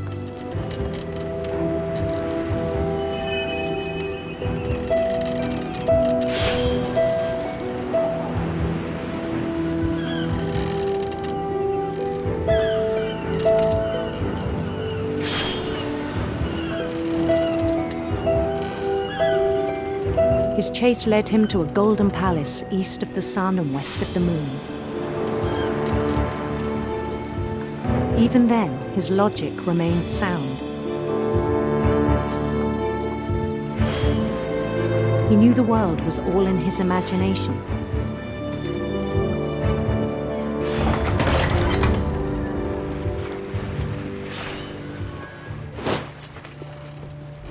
But he was so proud of having created it.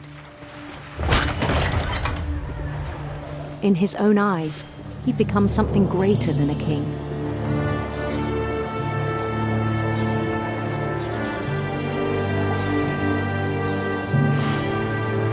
For someone who'd never known success in the real world, I think it was overwhelming. And then it struck him that the real Louis was not the one chopping salmon, but the one climbing the steps of a golden palace.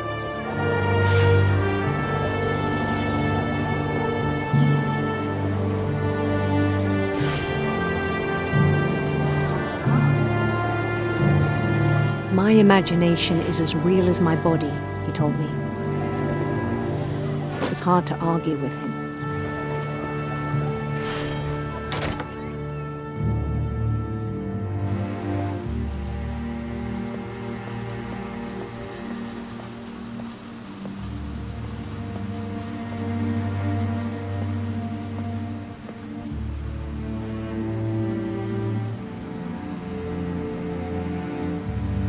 Began to forget the world we know.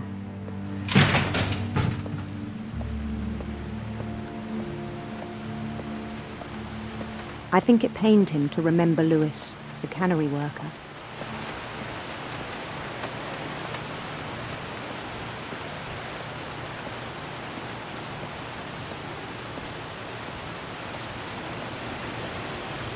He began to despise the man with a royal contempt.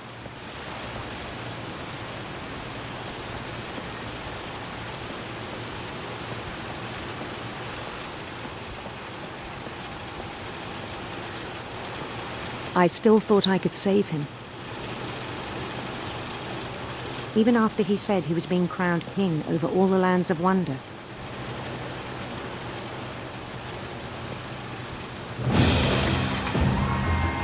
The palace would be packed with his companions.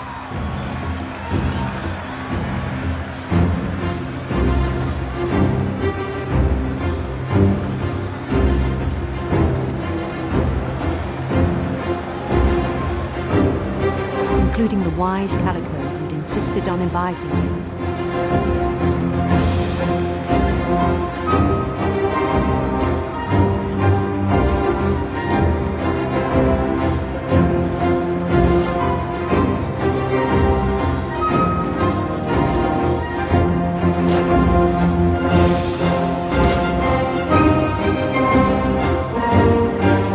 His queen waited, holding his crown.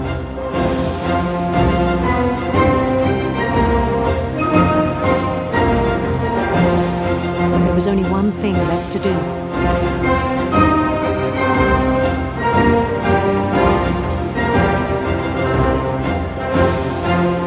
Bend down his head.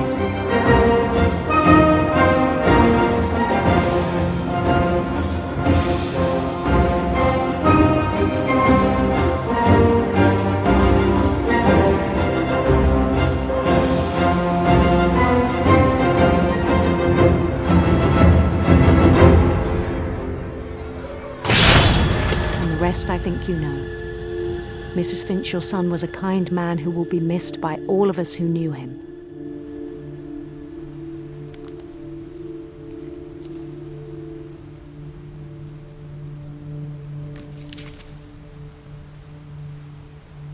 My brother was really cool.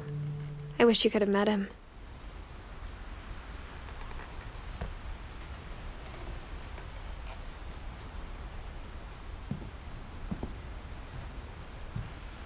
He was so proud of being Indian. I think for him, it was a way to be something other than just a Finch.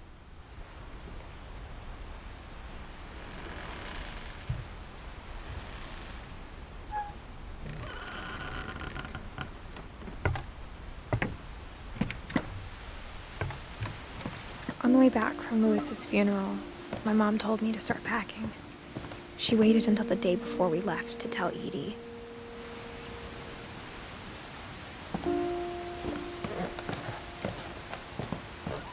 I'm not sure if she wanted to make it easier or harder.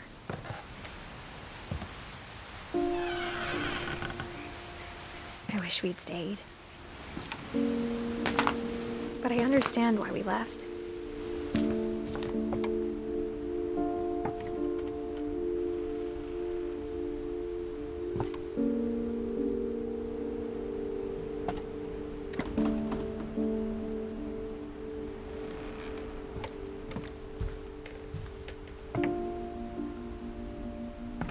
My mom ended up leaving everything behind.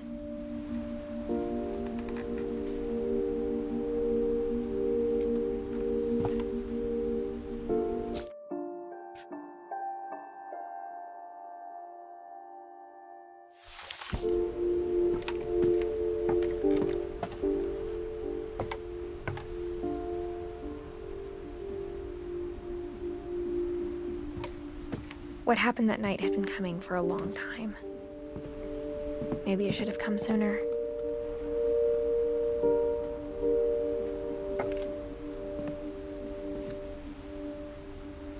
But it had to end one way or another.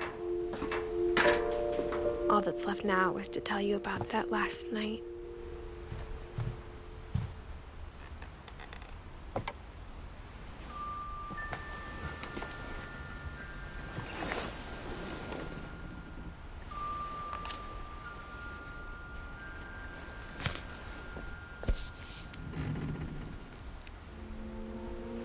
That whole last day, Edie just watched us pack and didn't say a word.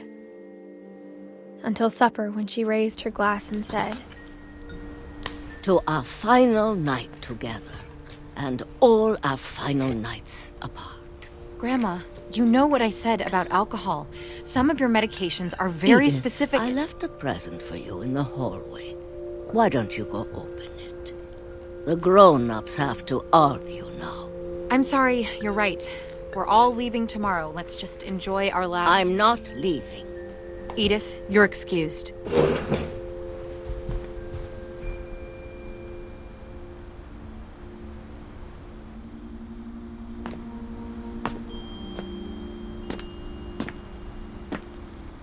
The power had been shut off that morning, but Edie always had plenty of candles. When my mom sealed the library, I don't think she knew about the other entrance. Or that Edie had a key to it.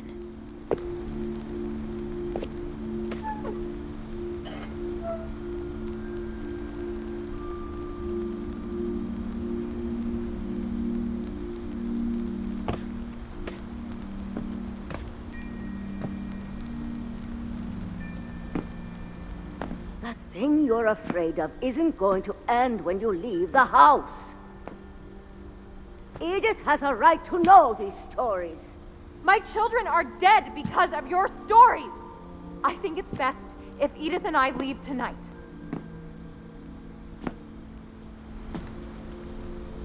We'll have the nursing home send a van for you in the morning, okay?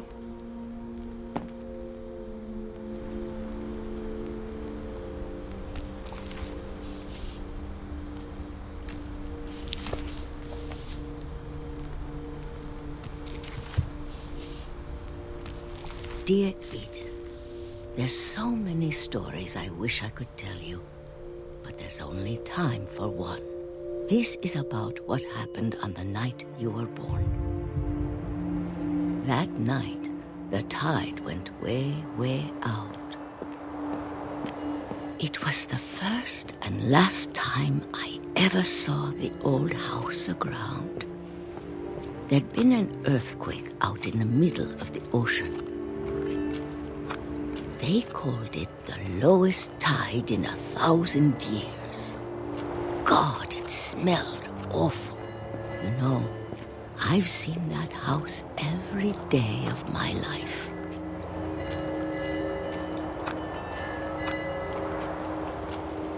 But I never thought I'd go back to it. When the fog rolled in, I lost my way.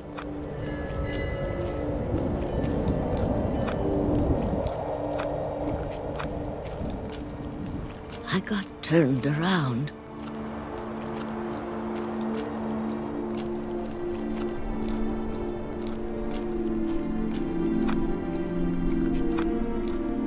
For a while, I wandered. I started seeing things.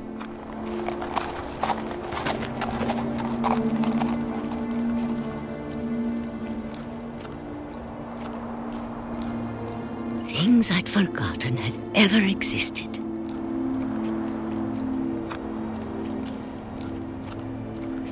But when I saw them, they felt like old friends. That night, a lot of things came back to me. Or maybe I came back to them.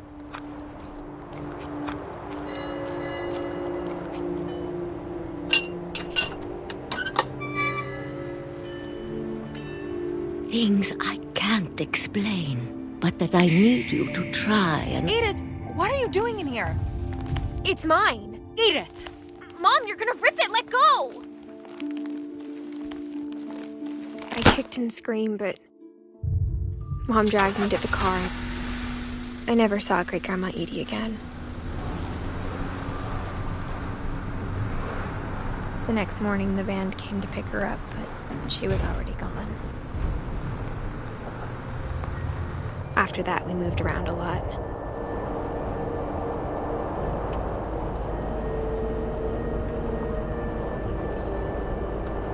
We both tried to make the best of it.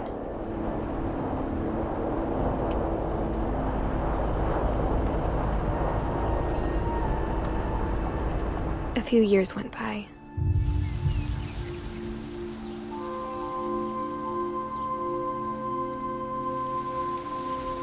My mom didn't like to talk about it, but she started getting sick a lot. The rest happened pretty quickly. She got better for a while, and then she didn't. And then I was alone.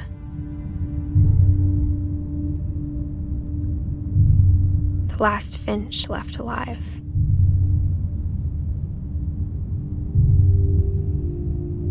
I found out about you. I'm still not sure what to tell you about all this. If we lived forever, maybe we'd have time to understand things. But as it is, I think the best we can do is try to open our eyes and appreciate how strange and brief all of this is.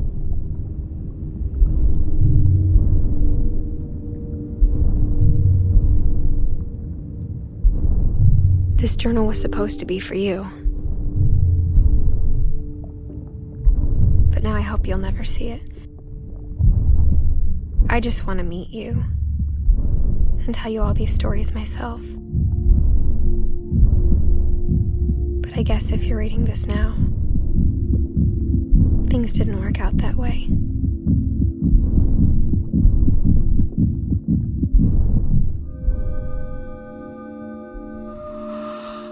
This is where your story begins. I'm sorry I won't be there to see it. It's a lot to ask, but I don't want you to be sad that I'm gone. I want you to be amazed that any of us ever had a chance to be here at all. Good luck.